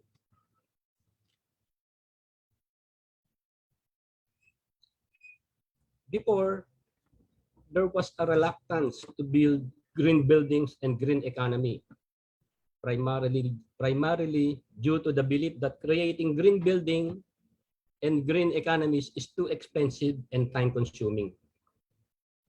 But today, green building for residential properties is starting to become mainstream in the Philippines, with developers and other originators gaining more knowledge on the benefits of building green and detaching from the mindset of green buildings being too expensive and luxurious to being environmentally friendly and affordable. There are many reasons to start the process of building green buildings and green economy. One, green buildings emit fewer greenhouse gases, consume less energy, use less water, and offer occupants a healthier environment than do typical buildings. And second, a green economy measures sustainable development and infrastructure resilience. It is estimated that a green building will use 25% to 35% less energy than a conventional building and uses almost 40% less water if it incorporates water saving strategies. This means smaller electricity and water bills for those who will live in such buildings, and also less dependence on energy import. For the energy efficiency, this is the adoption of efficient practices, design, methods, or technologies that reduce energy consumption, resulting in cost savings. It may focus on the management, reduction, or elimination of excessive use of energy, such as the installation of energy-efficient technology, maximize the use of natural light to reduce artificial illumination, daylight-controlled lighting system, limitation of lighting power density, and the roof insulation and the use of natural ventilation. For the water efficiency, this is the adoption of efficient practices, plans, design, materials, pictures, methods Yeah, Alveo nag-send sa amin. reduce water consumption and cost savings, such as installations of water-efficient fixtures that use less water, rainwater harvesting for non-potable purposes, the reuse of gray water and black water treatment and recycling system. For the green materials and resources, governs all matters related to resource efficiency and material selection and use with the least impact on the environment. The materials containing chemicals used in construction shall not compromise and cause harm to health and safety. The specification must comply with the allowable volatile organic compounds, or the VOC, and should be within levels tolerable to humans. The use of non-toxic building materials and resources such as paints, coating, adhesive, and sealant, composite wood shall not have urea formaldehyde content and have the least impact on the environment. The climate change resilience. This is the housing structure, composition, plans, or design should pass the climate change resilience indicator, such as the soundness of the structure, the water and wind tightness, spatial flexibility, emergency provisions, emergency egress, disaster risk management plan, or passive lighting and ventilation. And for the natural disaster resiliency, the housing structure, composition, plan, or design should withstand the onslaught of natural calamities like floods, earthquakes, and typhoon. As-built plans should consider the disaster strategies such as installation of the storm shutters, four-sided slope rope, resilient materials, finding the right location using the Philippines Geohazard Map, or construction, rehabilitation, retrofitting of housing units located in vulnerable areas to reduce and prevent the geohazard risk, and consistent with the comprehensive land use of the respective LGUs. And for the sustainability, this is the adoption of planning, design, construction, and operational practices that would minimize the adverse impact on ecosystem, with focus on indoor and outdoor environment qualities, innovation, and waste management. So these are the 6 green features of our Balay Verde program. So what are the other basic features? So one is the beneficiaries of these Balay Verde programs are the home originators and home buyers. Housing loans originators such as the public or any public or private financial institution, housing or real estate developers, construction companies, cooperatives, microfinance institutions, government agencies, local government units, and the non-government organization, and other institutions involved in housing finance. And for the home buyers, they are any new or existing borrowers or homeowners of the National Home Mortgage Finance Corporation. 2, the loan term and interest. The housing loan shall be payable at a maximum term of 30 years, but shall in no case exceed the difference between age 65 and the present age of the principal borrower. And the loan shall have a fixed interest rate. I repeat, it has a fixed interest rate up to the end of term, ranging from 3% to 6%. So this is fixed interest rate, and there is no repricing.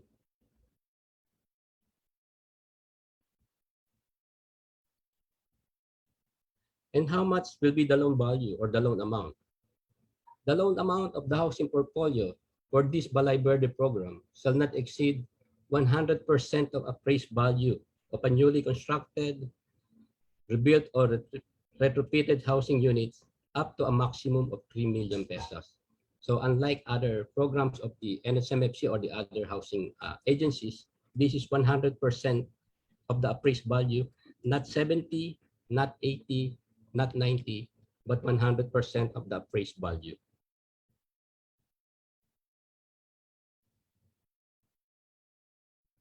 So what are the incentives for the borrowers for having or for joining the Balay Verde program of the National Home Mortgage Finance Corporation? So aside from the low interest rates, which is fixed and non-repriceable, the borrowers shall receive financial incentives such as the cashback reward, the Balay rewards and incentive programs.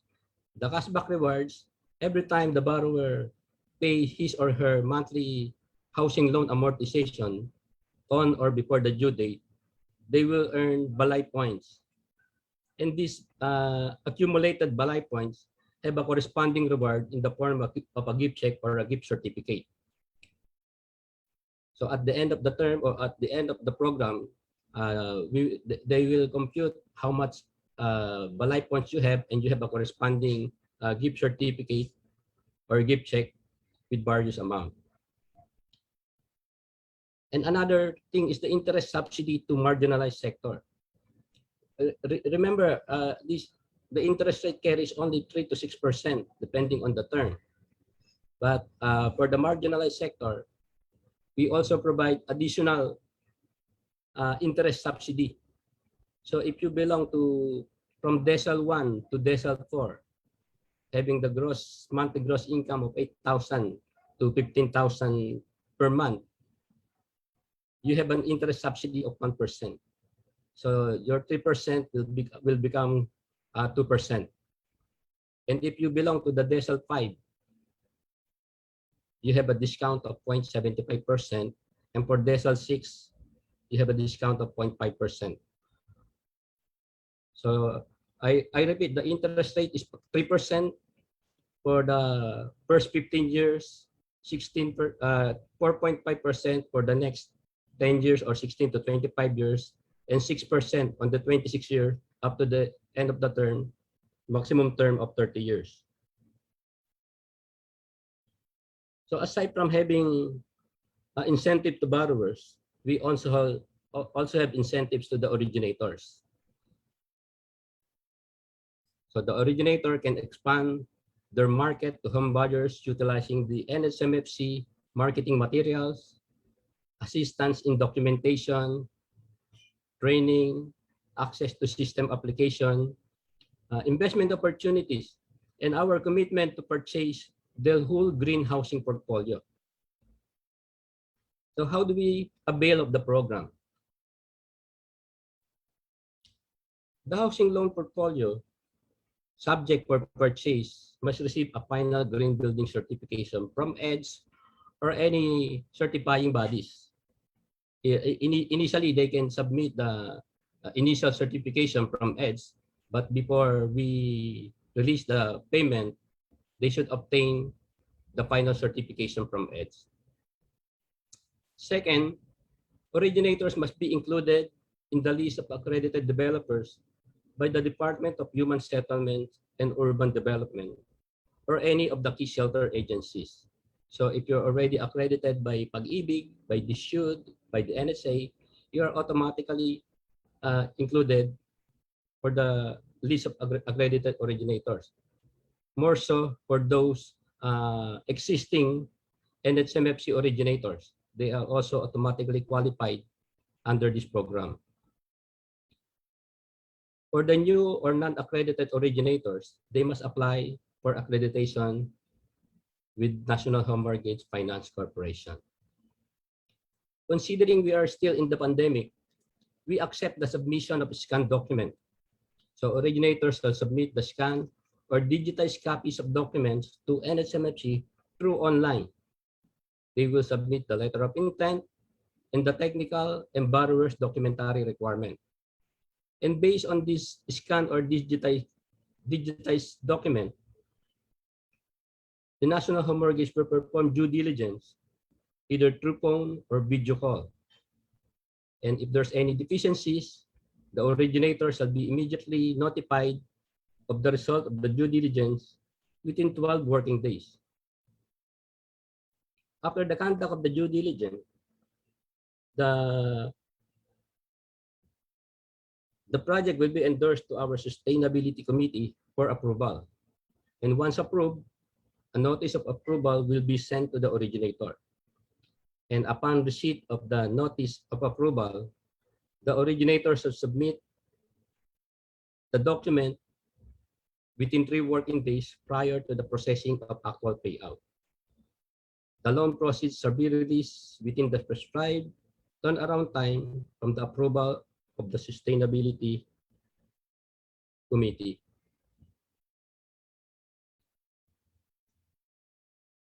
These mortgages or these mortgage receivables purchased through the Balay Verde program will be pulled and structured into a residential-backed securities to be labeled as green bond or sustainability bond. The proceeds from the green bond will finance more Balay Verde projects that genuinely help mitigate the effects of climate change. In this way, we can really support the United Nations Sustainable Development Goals, Sustainable Cities and Communities, Goal 11. And as articulated by our former president, this Balay Verde program affect 3 important sectors: the financial services, the housing industry, and the environment. Financial services, because it will help raise funds for the country. For the housing industry, we support the housing industry sector, and in the long run, improve the environment for our children and our children's children. And at NHMFC, we believe that every Filipino deserves a sustainable home and it should never break a pocket. The current generation, especially the young ones, are beginning to feel the price in terms of drought, floods, bad labor condition, and unsustainable debt levels. So the good thing, this current generation or our millennial generation are also starting to express and value more sustainable behavior. So before I go, allow me to share with you a short video presentation on the Balay Verde program. And I'd like to thank the Andrea. Upon checking our records, we have always been invited in your convention sponsorship, but unfortunately, we have not any existing Enrean members as our accredited partner institution. So hopefully, after this presentation, after this video presentation, we can partner with each other to provide a sustainable home for every Filipino. I will share the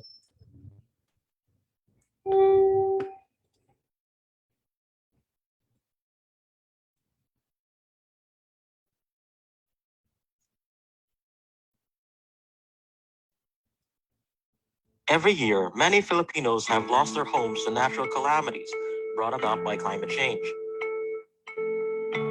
In 2020 alone, we faced an array of disasters, one after the other, from volcanic eruptions to earthquakes to super typhoons and the COVID-19 pandemic.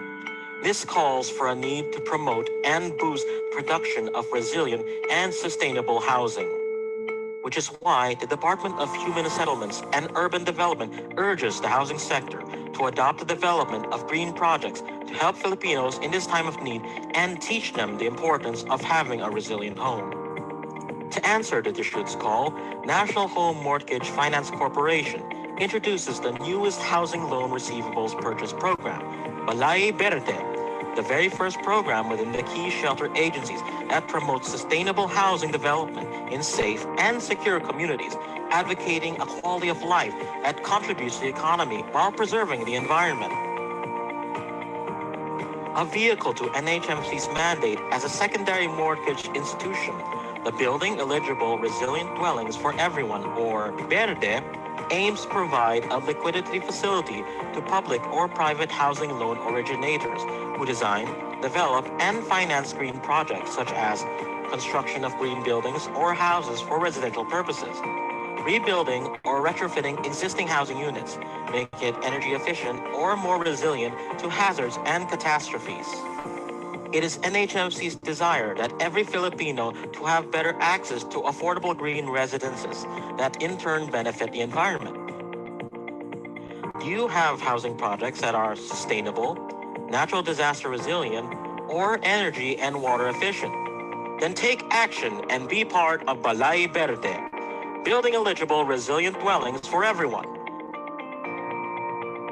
For more information, visit our website at www.nhmc.gov.ph or follow us on Facebook at www.facebook.com/NHMC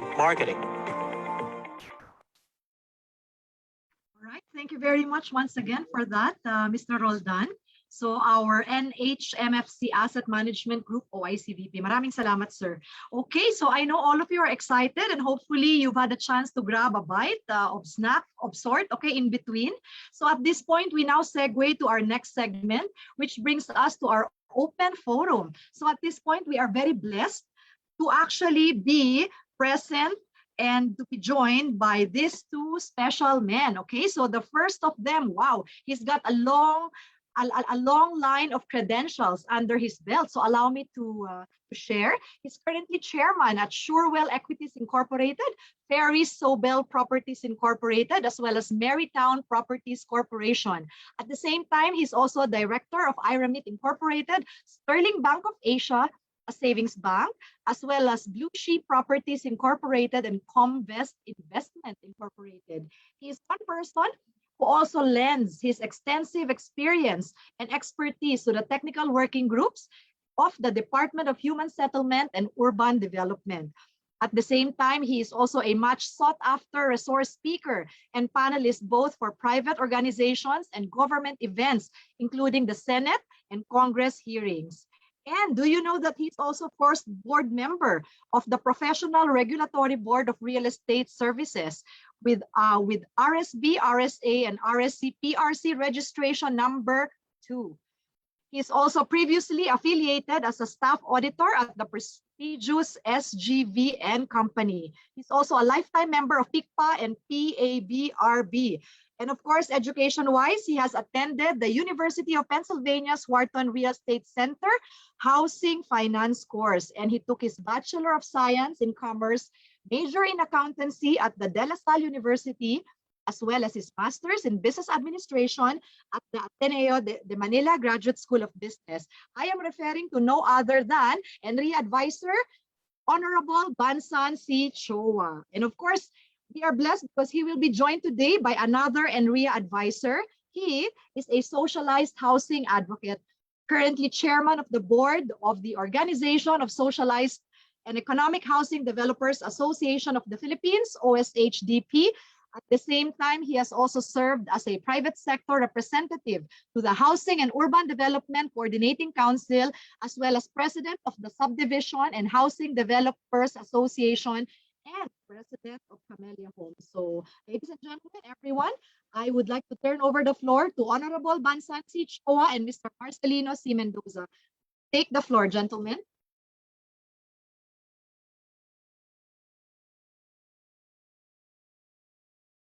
Okay. Good morning sa inyong lahat. Thank you for the kind introduction. I'd like to thank also the three speakers that we have. But the first question we'll ask is we'll ask about Pag-ibig Fund kasi siya ang naunang nagbigay ng talk. So thank you very much, Jong, for giving us a very updated performance of Pag-ibig Fund. I'd like to congratulate the whole Pag-ibig team for giving us a very good and very timely for the developer and also to the homeowner. I only have one question. Kasi wala na pang may tatanong sa dami ng presentation sa ganda ng performance ng Pag-ibig Fund compared to other government agencies. There's one thing I'd like to ask. Is it possible for a Pag-ibig Fund member to withdraw their contribution instead of mag-umutang sa Pag-ibig Fund? Yung savings program, sir, ng Pag-ibig Fund will be covered by qualifying grounds in withdrawing their membership. So foremost, we have to consider that this is a forced savings. This is designed to give equal opportunity to workers, especially the low-income earners, to save. And if you would note that one of the features of this program is a double your money benefit because of the employer's counterpart. And since this is a forced savings, then member can only claim his savings together with the employer's counterpart and all accumulated dividend earnings upon membership maturity or age 60 or early retirement by the company, whichever comes first, another qualifying ground po. But however, yung binanggit ko kanina during my presentation on the MP2 program, since that is a 5-year membership category, then member may withdraw the savings after 5 years and use to invest it in housing. That will be allowed. I'm talking about a similar item in Singapore. Yung kanilang contribution sa kanilang retirement, if you need to borrow the money, they will give you back your contribution. So mababawasan yung contribution mo. And that will eventually affect your total benefit at the end of the term. Maybe that's something that can be considered. No? The basic reason is because we are now in a special time. This is what they call not an ordinary time. So parang ang nangyayari kasi, you are borrowing money from your own money and you're paying interest on your own money. But I'm not saying that you should not lend money kasi nga, that is part of the program of Pag-ibig Fund. Maybe they can consider for this particular portion, like for example, maybe 50% of the total contribution can be withdrawn. Pero ang pagdating ng end of the term mo, you will only get the 50% plus the dividend that you have. That is something that I am proposing to help also a lot of Pag-ibig Fund member. Kasi I clearly understand about the question of MP2. MP2 is a voluntary contribution. Okay, a voluntary contribution, kahit na meron kang 5-year term na fixed, there's an alternative. If you really need the fund, you have to withdraw the money, you have to pay the taxes corresponding to that. So those are two different programs. But what I'm trying to drive at is the regular contribution, maybe Pag-ibig can study that as a possible alternative to help their members. Okay? Yun lang ako. Yeah, actually, sir, if I may add, if we look at the twin mandate of Pag-ibig, while it is true that members are contributing, but unfortunately, we cannot compare it equally with the Central Provident Plan of Singapore because in the first place, ang Pag-ibig contributions natin for so long a time is only 100 pesos a month. Naging doble lang po yan is because of the 100 pesos contribution ng employer share. If we count it for the year, the member is only contributing 1,200 pesos, and the employer is providing an equal share. While there was a move to increase it to 150, then gradually to 200, but the Pag-ibig Fund Board of Trustees decided to defer it momentarily because of the crisis that every workers are facing now. But ganun pa man po, that can always be considered. But as we said, as a general to generate funds intended to address the housing needs of our members, galing po sa savings ng mga miyembro. Unfortunately, for a member that's borrowing a 1 million housing loan, ang kanyang contribution dyan, if we talk of 2 years membership, is only around 2,000 pesos po.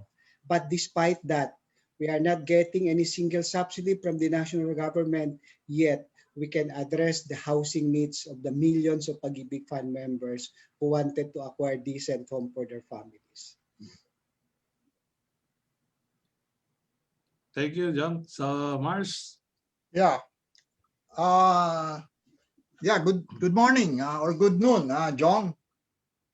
Good morning, my friend Mars. How are you? Well, keeping safe, no? First of all, let me congratulate Pag-ibig Fund. I noted, for example, that you have the same, basically, percentage of borrowers, both in number and value, for socialized housing. And this is compared to peak 2019 figures, no? So you're not forgetting the minimum wage workers, no? And its equivalent. Yesterday, we had a webinar with Congressman Joey Salceda, and he was all praises for Pag-ibig. In fact, what he wants is a super Pag-ibig, which means that you will take care of, well, basically all the funding requirements of those who want to have houses, no? On this note, are there initiatives, because even the SUD has initiatives on rental housing, and we know that the Singapore model, they don't own the land, no? Can you perhaps give us some idea, for example, like GLAD, no? These are other forms of housing, no? Yeah. It's not individual led, no? And of course, public rental housing, which the government is not promoting with respect to joint ventures with LGUs, no? Which own the land. So can you give us some initiative on this, because this is something different or something that is quite new? Yeah, magandang tanong, Sir Mars. Actually, to start with, let me inform everybody, especially the NREA members, that Pag-ibig Fund will continue to play its role as the lead financial institution in the implementation of the shelter program of the national government. In fact, this year, we are looking forward that we can hit around 90 to 100 billion, because despite the pandemic, it has been noted, I mentioned earlier, that it's even increasing. Last December of last year, it's even the highest record, highest ever records, wherein we were able to take out that much and beyond expectation. In other words, this year we are recovering, and other than that, the rental housing is already part of the program of Pag-ibig, sir. In fact, this is actually one of the pet project of our chairman, si Secretary Eduardo Del Rosario, wherein he wanted that Pag-ibig Fund will also be implementing this rental housing program. As a matter of fact, sir, meron na kaming target this year, but initially we will start it with the local government unit or national government agencies for that matter. And this will be part of the institutional partnership that Pag-ibig will be engaging to address yung site in as far as rental scheme is concerned. That would redound to addressing the housing needs of our Pag-ibig Fund members. Okay, thank you. Thank you. Yeah, Bansan, we'll ask the next question. So we'll pose the next question to Attorney Abe. Attorney Abe, nawala yata si Attorney Abe.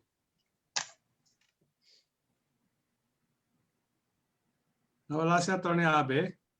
Maybe you Present, can sir. ask the Present, sir. question. He's there. Ha? Present, sir. Attorney Avi is here. Okay. Ito pala eh. Nasa second screen pala. Good morning sa inyo. Thank you very morning, sir. much for presentation mo, Attorney Abe. Yes, sir. You've seen each other for a long time already. Anyway, I'll make my question quite simple lang. No? Yes, sir. Okay.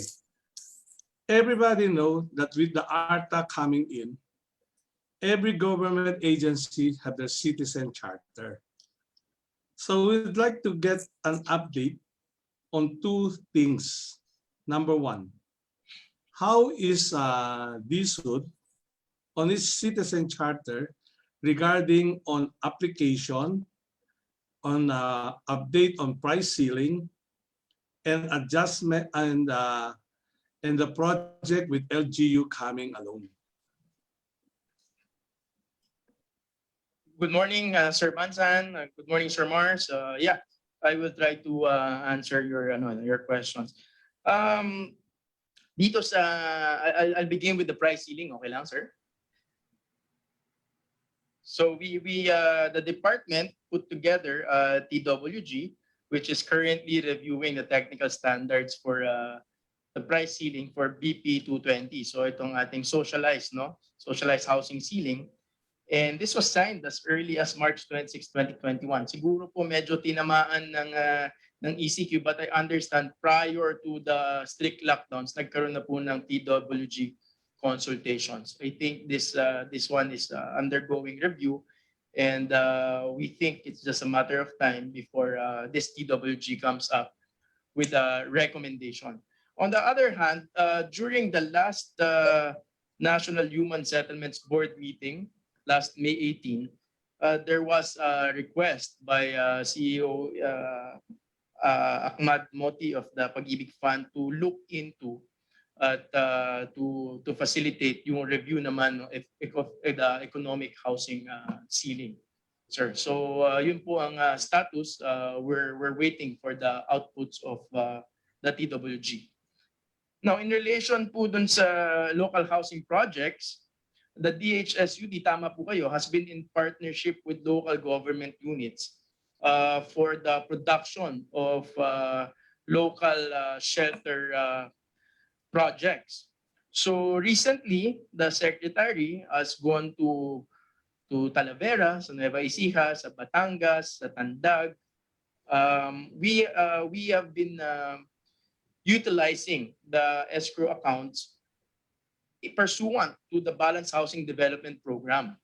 So with the Balanced Housing Development Program, we have been allocating portions of the escrow accounts to finance community facilities and of course land development. But now lately po, Sir Bansan, Sir Mars, to ensure that we expand the use of this and we facilitate na mas madami po nating matulungan, pinasok na po natin yung land acquisition. So if you're an LGU and you want to get into land providing shelter for your constituents, we will also finance your land acquisition if your territorial jurisdiction, your area of responsibility has been declared as under state of calamity within the last 2 years. Ito po yung pinasok naman nung mga Batangas LGUs na tinamaan ng Taal Volcano. So we partner with them, and it's not just going to be on land development, but it will also include the possibility of land acquisition. Sure. So yun po. Now with the ARTA, we are working hand in hand with them for the Citizens Charter, and we have a scheduled right shop June 1 to 3. Papasadahan po namin lahat ng processes. Alam niyo naman, sir, medyo humirap ng konti because it's a new organization. We have processes from what used to be HLURB. We have processes from what used to be HUDCC. And also we have new processes relating to our new powers and functions coming from RA 11201. Yun po, sir. Thank you ng marami, Attorney Abe. No? I think with all of those things, maybe NREA and also the other real estate association would like to make a formal request na any update baka naman pwede kaming ma-inform. We'll do that. We will do that, Sir Bansan. I will make sure that we do our information dissemination better. And I also understand ang NREA is one of the partner agencies dito sa ginagawang National Human Settlements Board. Magkakaroon 'di ba ng stakeholders representatives. So also last meeting no May 18, 2021, lumabas po yung Board Reso 2021-02. We are inviting relevant groups from the academe, civil society organizations, Federation of POAs, private real estate developer groups, and of course kasama ang NREA doon sa one of the 4 invited, and they can become members of the National Technical Working Committee of the National Human Settlements Board. So sige po, paiigtingin namin ang aming information dissemination, but I would like to congratulate NREA because we know that you will be part of the National Human Settlements Board. Thank you. Kamars, ka na. Yeah, we have a question from the chat box, no? This is quite legislative in nature. Would the SUD find the Lina law to be needing in revisiting to find a better solution to professional squatters? That's from the chat box from Dennis Carlos. And there is another question regarding this national roadmap, no? Just to inform Attorney Ave that there is also a similar roadmap that is being pushed by the Philippine Contractors Association and the Construction Industry Authority of the Philippines. And well, I've given Miles Rivera a copy of this, and they have finished this already, just in the same manner that we have now a roadmap for housing. But they are pushing this further and are now in the process of involving Congress, because there are legislative initiatives that are necessary in order to push the roadmap of the construction sector. I don't know if you have similar initiatives already for the housing roadmap. So those are 2 questions. One is the Lina law, and second is are there legislative initiatives to push the housing roadmap? Yes, Sir Morris, thank you for those very interesting questions. I'll begin with the question regarding the Lina law, specifically relating to professional squatters and squatting syndicates. There has always been, every Congress, there's an initiative to give it more teeth. Kasi po medyo hindi ganoon kataas yung penalties involved pagka na-involved ka sa squatting syndicate activities. And our group here sa DHSUD, we have the National Drive Against Professional Squatters and Squatting Syndicates. It's an interagency body where we partner with LRA, the DOJ, among others, and we try to prosecute itong mga elements na ito. But at the same time, what we do is to really engage communities, engage LGUs. We used to conduct dialogues, no? Community dialogues. We used to conduct LGU seminars, but nowadays we do that online. But what we really want to do, Sir Mars, is to prevent yung activities ng professional squatters and squatting syndicates at the local level. Hindi na sana umabot sa prosecution. Sana wala nang umabot dun sa bentahan, wala nang umabot dun sa magkalokohan. Bago pa mangyari yun, may paliwanag na that these are fake titles that they are peddling and we should not be engaging them.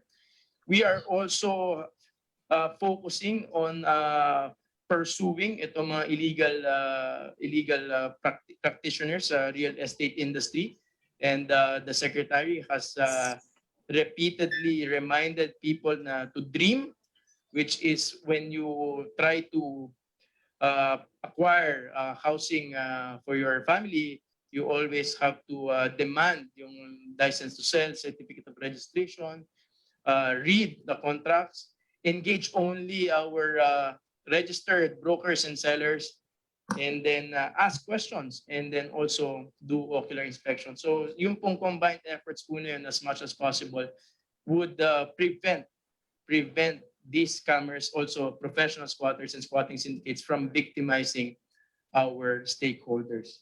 So yun po. Pero sana po, alam ko meron po nakasalang yan tuwing kong Congress, pinaiigting at ginagawang special law to increase the penalty, especially for syndicated squatting activities.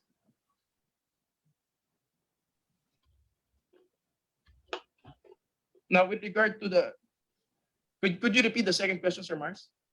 Yeah. Well, basically, the question is, would you want to involve Congress already? The other sector, construction, is doing that in order to further the roadmap of housing. Yes, definitely, Sir Mars. Like I showed earlier, yung pong housing roadmap natin, you will see it's really a menu of sorts, no, of interventions, of projects, activities, and programs, and some of which will really require legislation. For instance, the effort to promote rental housing, that will require legislation in the sense that we will have to infuse new monies, new funds. And this is being discussed.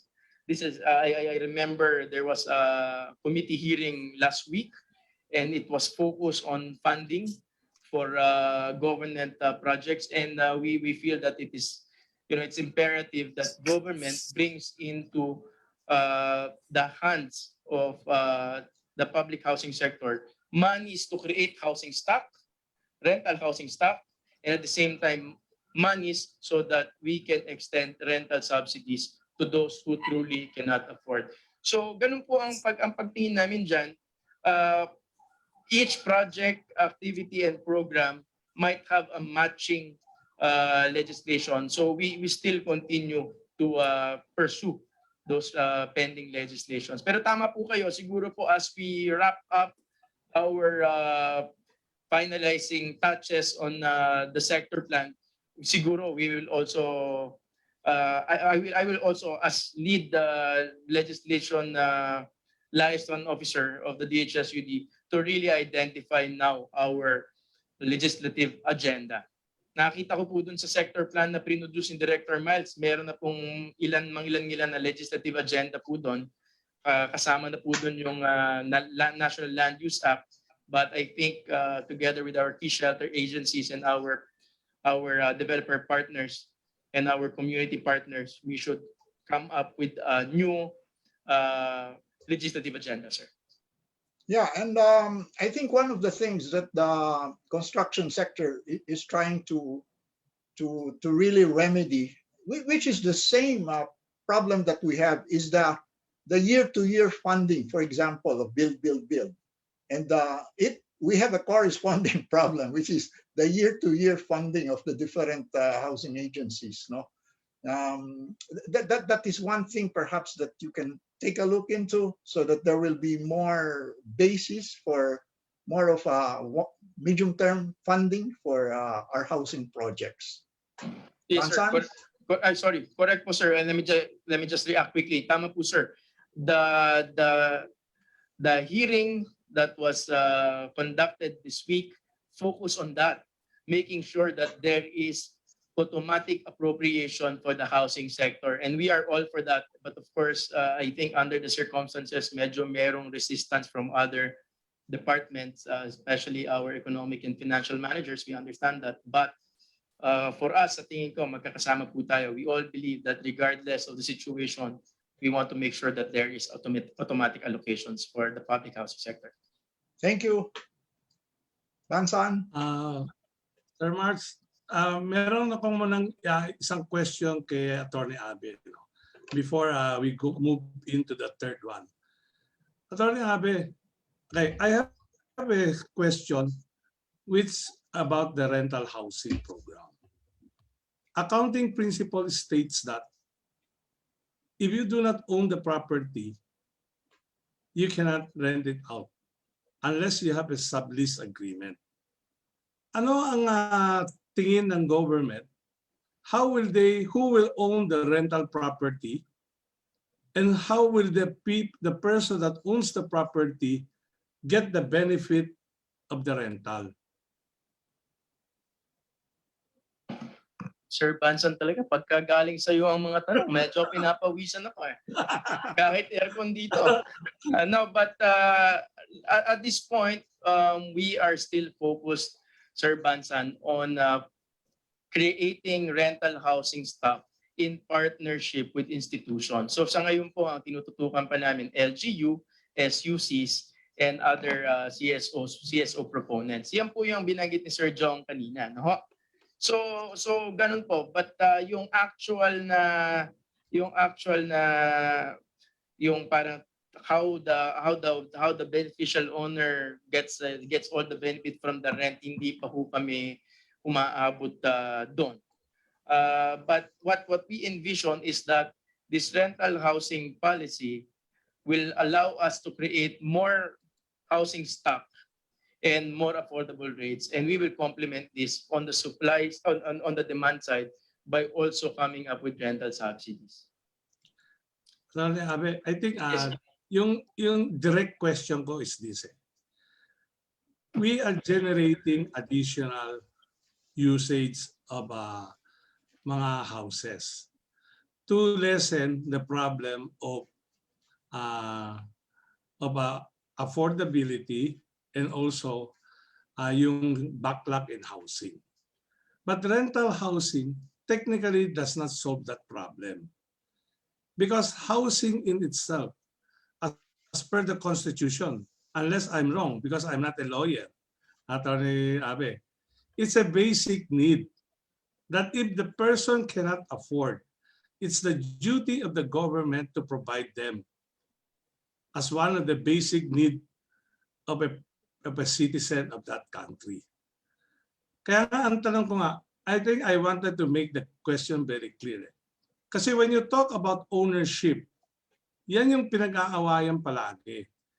Yung I do not own the property, but I squat on that property, diyan nagkakaroon ng problema between possession and ownership.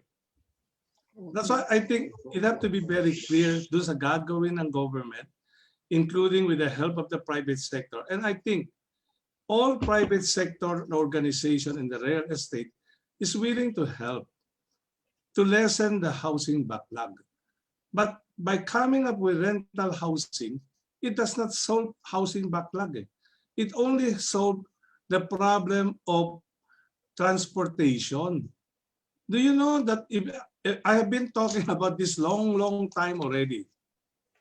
Pansinin mo, pag Pasko, pag long weekend, wala kang makitang tao sa Metro Manila. Because they have a house of their own, kahit na sa pamilya nila, sa probinsya. That's why I really do not believe that there's a shortage of housing.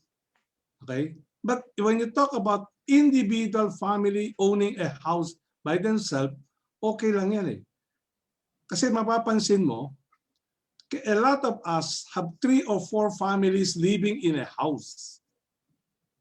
Pero pag tinignan ng statistics ng Philippine Statistics Authority, they consider one household with 3.5 family member.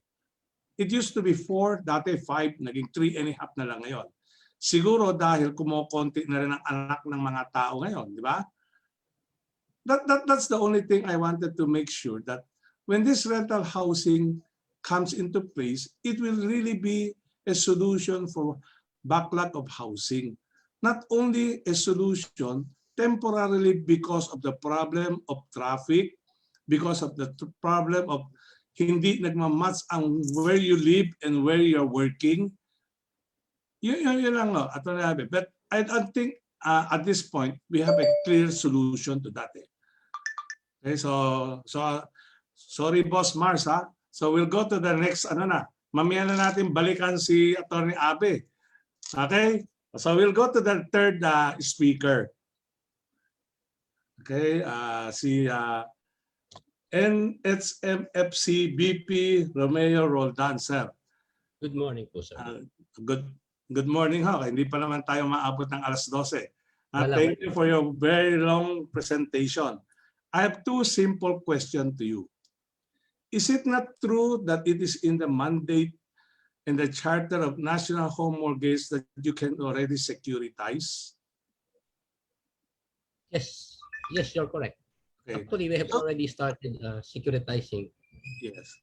And Because even for the Balay Verde, we will issue green bonds. okay.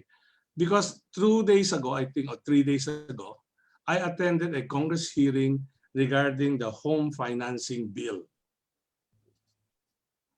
So I really do not understand, if it is already in your charter, so why are they asking the other agency kung pwede kayo mag-securitize o hindi?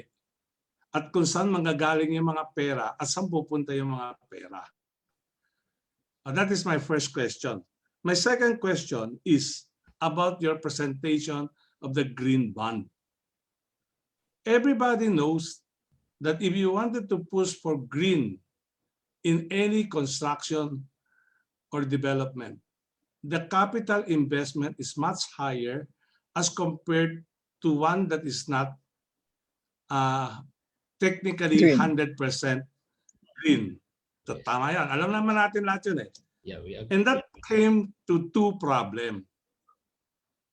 Pag-ibig Fund, sorry Boss Jong, because of the price ceiling or because of the cap that's given, any improvement like for example yung solar dati, the amount of additional amount that is going to be spent for green is not allowed. Okay. Anyway, that is one. Number two, you're trying to give subsidy for green projects, which includes retrofitting, new construction, di ba?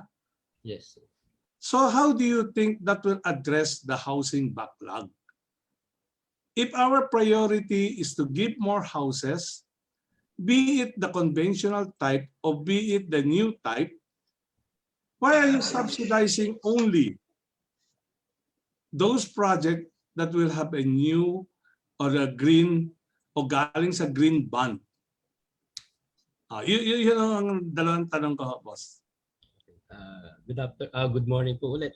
For the first question, for the securitization issue, perhaps what you attended as we are requesting for amendment in our charter, because in our current charter, what we can securitize are only the housing loans receivable. So we want to amend it to include other housing loans or other housing-related receivables. Parang hindi kami limited dun sa mortgage receivables lang. So parang that's one. Kaya siguro dun sa hearing na discussion. Pero currently, we do securitization. Even with our new project, this Balay Verde, initially we will, actually that's two part. The first part sana is we issue first the bonds, and then the process of the bonds will finance yung mga bibili namin ng mga Balay Verde housing units. But unfortunately, mas nauna namin na issue yung pag-purchase. So using our existing funds, nagpa-purchase na kami ng Balay Verde project. And then after makagather kami ng enough pool for securitization, we will issue the corresponding green bonds or the sustainable bonds. For your question on, admittedly, I included that also in my presentation na yung notion natin na mahalang green. Pero parang nung kabataan ko, i-sample ko na lang yung nung bata pa ako, sinasabi ng mga magulang ko, taga-ano na tayo ngayon, pabayaan mo na sila. Mahaba pa ang panahon, yung mga carbon gases natin na nai-emit, hindi yung mauubos. yung mga woods natin, hindi yan mauubos. Gawa tayo ng bahay dito, gawa ng bahay doon. Parang ganun. Pero parang bahala na yung future generation. Yun ang mentality ng araw ng mga parents. Pero ngayon, parang ito na yata siya ngayon. Parang hindi na natin pwedeng sabihin na yung future generation na lang ang magsasuffer. Kasi currently, we are experiencing yung mga La Nina natin, yung mga yung typhoons natin, ibang klase na. Parang we notice yung climate change talagang very obvious na siya, very napipil na natin yung climate change talaga. Summer na summer, umuulan summer. So parang nakikita natin yon. For yung question nyo nung mahal talaga siya, we do research, nag-research din kami na meron ng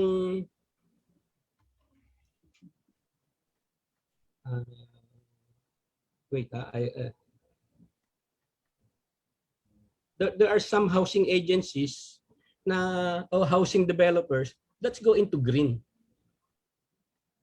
Meron na rin project. Kung sa costing kasi, parang masusustain na natin siya. Kung sinasabi, parang ang ano nga natin, masyadong luxurious ang green. Pero mostly kung ma-notice nyo yung mga bahay, may mga solar panel, they use solar light. Parang I remember this one is not our project, but during the typhoon in Bicol, there was one subdivision there na during the typhoon, brown out. Pero that's one subdivision, may ilaw sila. Kasi yung owner nung subdivision, yung developer, nag-provide siya ng solar lamp sa bawat houses. So makikita natin yung usefulness ngayon if we start going green. We know na it's not easy. Kaya if you notice, we just recently launched the Balay Verde. And we expect hindi siya ganung ka-acceptable kaagad. And even the developers, kaya nga ina-encourage din namin, kaya kami nagbibigay din ng incentives. For the borrowers then, for the homeowners, ma-realize nila, initially mahal siya, pero yung savings na ma-generate mo sa power, sa water, and then yung health. Remember nung araw, ang mga bahay, yung mga mass housing, mga asbestos ang ginagamit. And then after ilang years, yung mga parents ng mga nakatira doon, may cancer. So doon natin nakikita kasi mas cheaper yung using ng asbestos nung araw. Pero ngayon, we do away with that. So parang ito yung we start promoting the use of the green materials, the use of cost savings measures, not only in water but also sa light.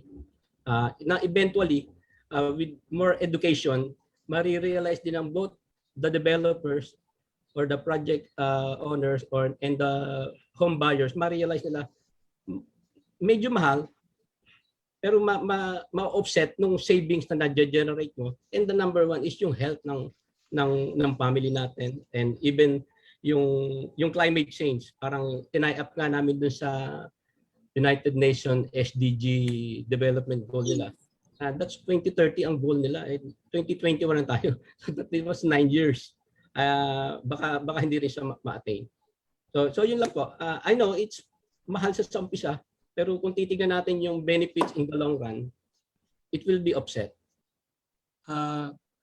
VP Roldano, I think my intention asking that question is for the other government agency to reconsider the amount of loan. Alam mo, when I was reading your presentation kanina, you're giving subsidy for the first 4 decile para magkaroon ng mas green na bahay. Pero ang tanong ko lang is, whenever you add on the principal, the effect on the total amount of payment that will be done for the next 25 years or 30 years, it's 2 or 3 times more expensive. I think if you wanted to come up with this particular program for the benefit of the new houses that will be constructed, that separate portion of additional between the conventional type and the green type be directly subsidized by the government. Para tapos na, kasi any additional on the principal will kill the buyer eventually. Yun lang ang ano namin. Kaya nga, alam ko yung sinasabi mong project kanina. because that was the project that went into the different association to request that the difference in terms of putting up a solar panel be included in the loan. I do not really know kung ano nangyari, no? But apparently the project pushed through, but there were some resistance from the unit owners because the principal becomes higher. Yun lang. I think it is a good program and it is for the future benefit of other generations. Siguro naman in our generation this time, baka hindi na natin abutan yun na maging, maging green tayo lahat. No? But I think as part of everybody's citizens, we are very concerned also for the future. Okay, yun lang naman. I think all other agencies should be grouping together to think of how to make this workable, not at the expense of the amount that the buyer have to pay, not only now, but also in the future. Yun lang nga, Attorney. Oh, Mars, ikaw na. Yeah, I'm just going through some of the questions in the chat box, no? So from Clara Elizaga, these are 3 different questions directed to 3 speakers. So I'll just go through the questions first and then the speakers can reply, From Clara Elizaga, where do we get further information on the Balay Verde? So that's the question from Clara Elizaga, no? Maybe Mr. Roldan can have a short answer before I go to the other 2 questions, no? In the chat box. Yes, Sir Mars. We have already answered Mrs. Clara Elizaga. We have already emailed the materials to her. Okay. There are 2 questions on the chat box. One is from our chairman, Benny Cabrieto, no? Basically, the question is about the MP2 program, no?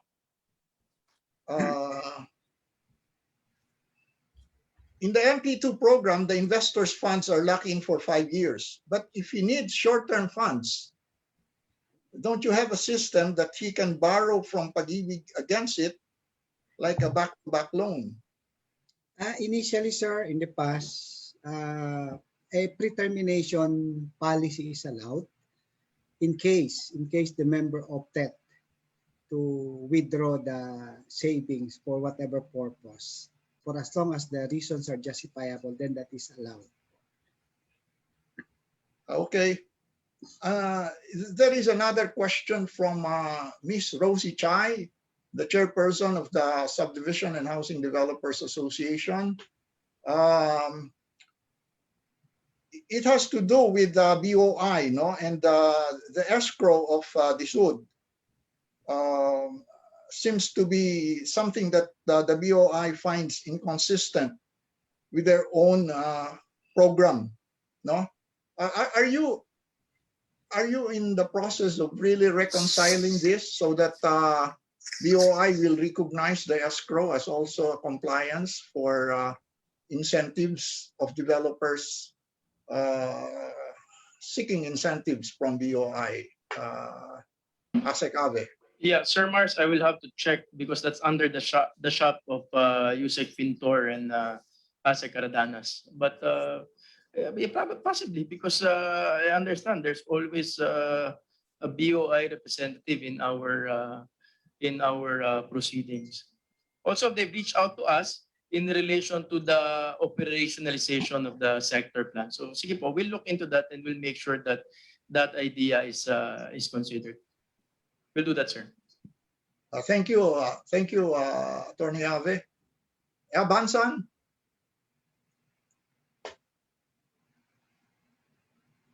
Mars, I have 2 simple questions lang kay Unahin ulit natin si Boss Jong. Yes, sir. Okay. I think with now that it is GCQ, there should be some changes on the way that the documents are being presented or the way that the anong tawag dyan, yung when you call the employer, yung verification. And I think it is a big problem because some of them, as they say, cannot be contacted. Okay, but I think ang problema kasi, during the time of ECQ, marami talaga sa kanila are really not operating.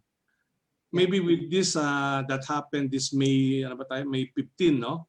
Yeah. We become GCQ, additional effort should be made by Pag-ibig Fund to take out faster. Yeah. Yun lang. I think that's very ano lang naman eh.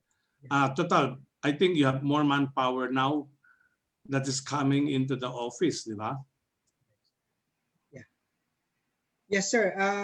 I just wanted to inform the body, the entire NREA members, that even during the time of GCQ and ECQ, while our workforce is on Team A, Team B, ang concept po doon para may spare tire. Anything happen to Team A, the operations will be continued. Kasi nandyan si Team B po. Alam naman natin yung mga worst case scenario. But ganun pa man, even the employees of Pag-ibig are work from home. They're just practically changing the venue where they are reporting. They are still reporting 40 hours a week as a basic requirement.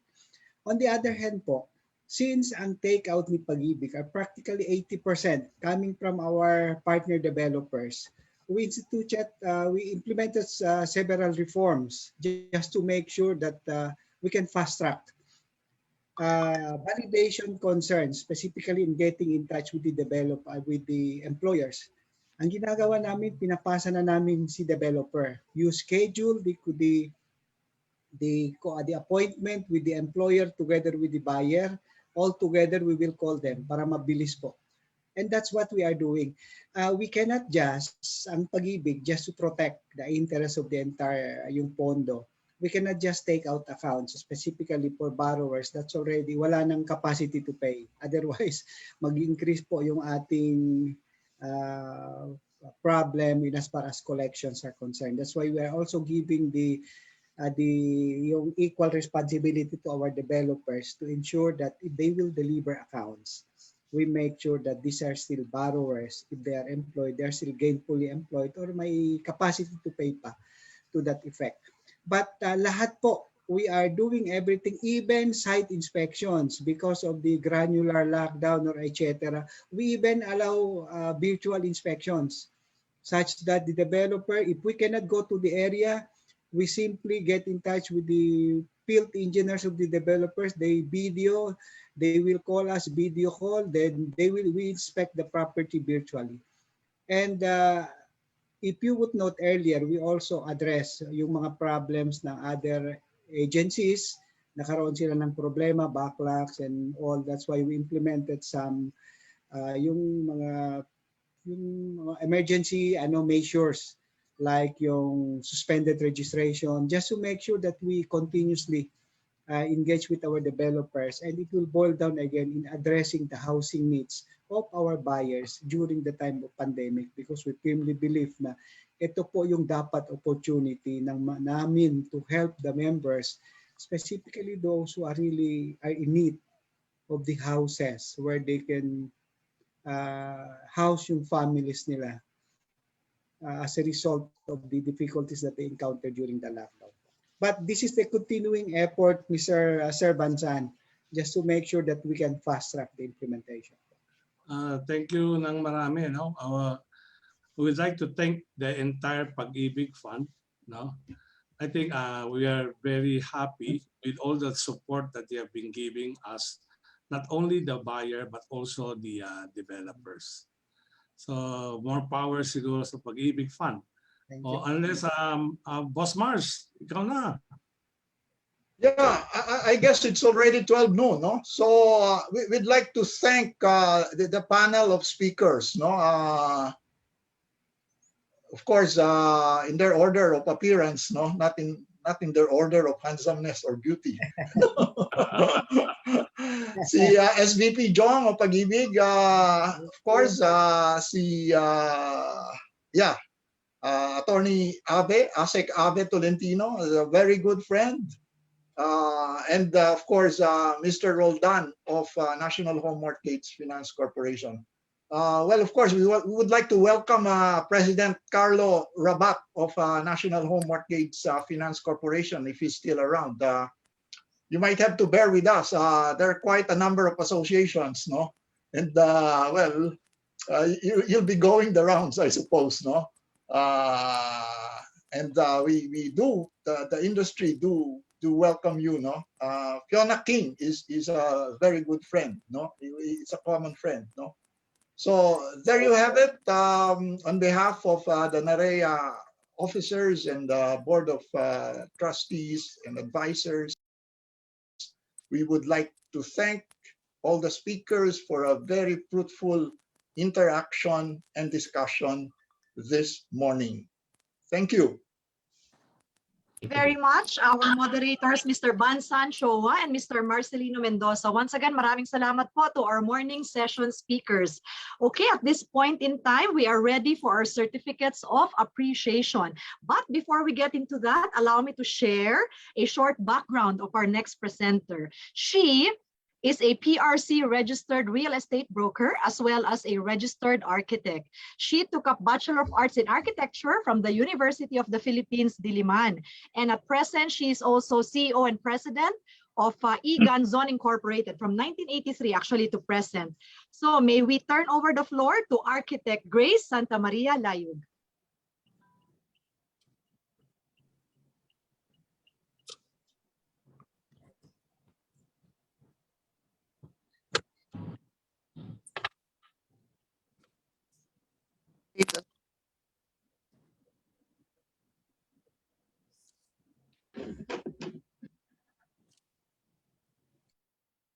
Architect Grace, I believe you are on mute, ma'am. So once again, let me turn you over to Architect Grace Santa Maria Layug to present our certificates of appreciation to our speakers. Thank you, ma'am.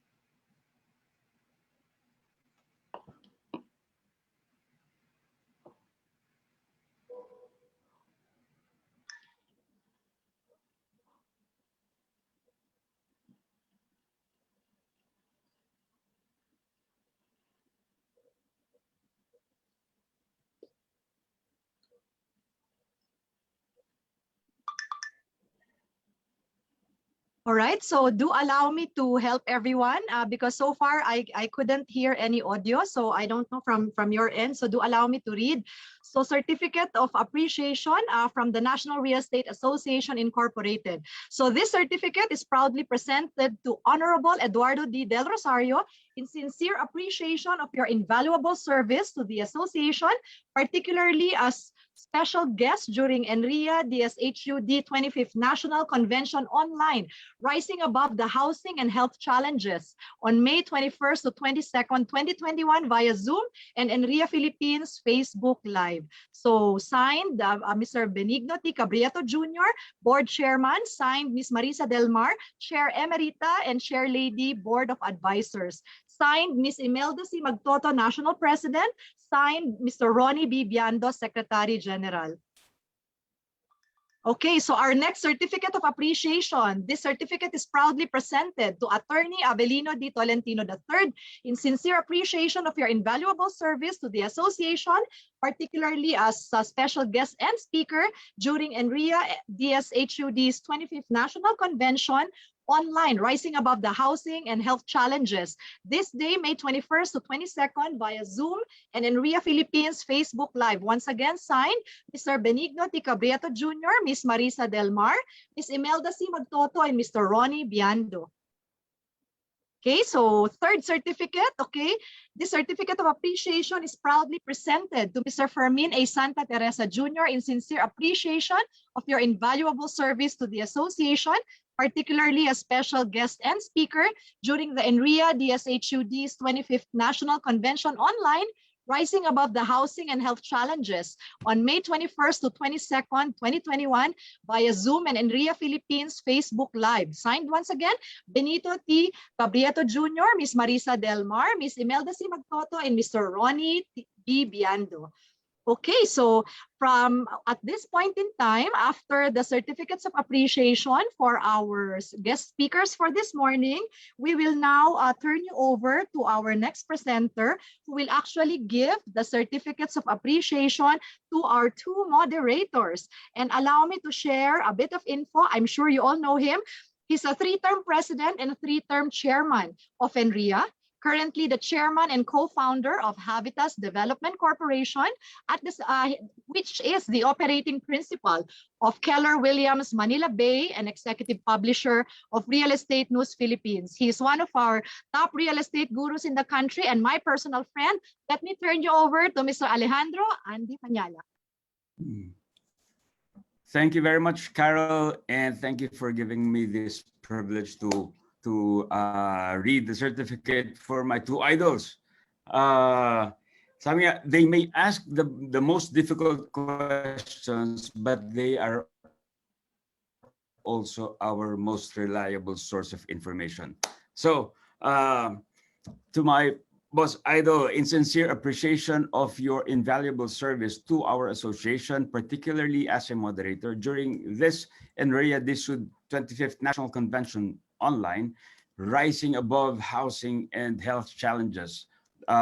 Today, May 21 and 22, 2021, via Zoom and NREA Philippines Facebook Live. Signed, Benigno Cabrieto Jr., Board Chairman, Marisa Del Mar, our Chair Emerita, and Imelda Magtoto, our National President, and Ronnie Viando, our Secretary General. Thank you very much, Mr. Bansan Choa. Thank you, Andy. Yes, boss, I know. Next, we'd like to present this certificate of appreciation also to Mr. Marcelino Mars Mendoza in sincere appreciation of your invaluable service always to the association, but today particularly being as a moderator during the NREA DSHUD 25th National Convention online, Rising Above the Housing and Health Challenges via Zoom and NREA Philippines Facebook Live. Signed, Benigno Cabrieto Jr., our board chairman, President, Chair Emerita Marisa Del Mar, our President, Imelda Magtoto, and SecGen Ronnie Biando. Thank you very much, Mr. Mars Mendoza. Thank you, Andy, and thank you, Enrea. Thank you. Thank you, Andy. Thank you. Thank you, speakers. Thank you, everyone. And I know it's lunchtime and all of us may be clamoring for food. But at this point, I do believe, give us a few more seconds. I will make this fast. So we have one last slide for the morning. You know what? It's not just like learning that we do here at NREA. We also know how to have fun. And as an added bonus for everyone today, meron po tayong raffle draw. Okay, so here are the mechanics of the raffle draw. This raffle is open to all participants and professionals. You must fill out the online registration form for every session. So we believe there's actually a link for this. Multiple entry is not valid. Participants must be present. So you have to finish all the sessions, okay, until this afternoon. So you must like and follow the NREA Philippines Facebook page. So what is in store? Raffle draw and prizes. The winners will be randomly generated through an electronic draw. Winners will be determined and announced later, okay? Later for our PM session, okay, at 4 o'clock. And winners will receive, okay, the following cash prizes. We have 5,000, 3,000, and 2,000. And, okay, the last line, I cannot read from my screen. Okay, it's being blocked, but it says here winners. Okay, for sure, winners will be notified. All right, so that's Via actually email. via email. Thank you so much. And So contact once- numbers. and contact numbers. Thank you, Architect Grace. So once again, everyone, this has been Carolina Tan, AICICIP, or MC for day 1 morning session. And on screen, we would like to acknowledge the following special sponsors that help make this happen. OFW, One Filipinos Worldwide, sama-sama tayo para sa mga bagong bayani. EGI, Egan Zone Incorporated, On Solid Ground. We have RIA, your home of choice. Golden Haven Memorial Parks. Vista Residences, Duraville Realty and Development Corporation. We have the Lakeshore, Davis, Paint Reinvented. We have Connie. We have the Houselands, Fiesta Communities, SMDC, Forest Lake Parks, Chapels, Memorial Parks, okay, a better place. NHMFC, we have Pag-ibig Fund, Ayala Land, Lamudi, okay, lamudi.com.ph, and the Philippine Daily Inquirer, okay? So once again, maraming salamat to all our sponsors, and do stick around and stay tuned. We have so much in store for the afternoon session. Just a reminder to all, please make sure that you come back and please sign in on or slightly before 1:30. Thank you so much and good morning. Picture taking, Miss Carol. Picture taking. Picture taking. Miss Carol. Picture taking. Oh, okay. At this point in time, okay, may we request everyone to please turn on your videos so we can all see you, okay, clearly, and we will actually have our group photo op for the day. So once again, maraming salamat po on behalf of Enria's 25th Online National Convention, Rising Above the Housing and Health Challenges. Thank you, Miss Carol. Thank you.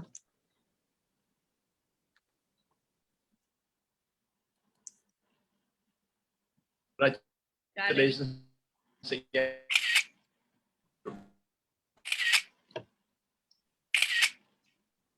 Very successful ang ating anak. Congratulations. Entria, Disud, in partnership, maraming salamat po sa ating mga speakers, sa ating mga advisors, National Board, my gosh, talagang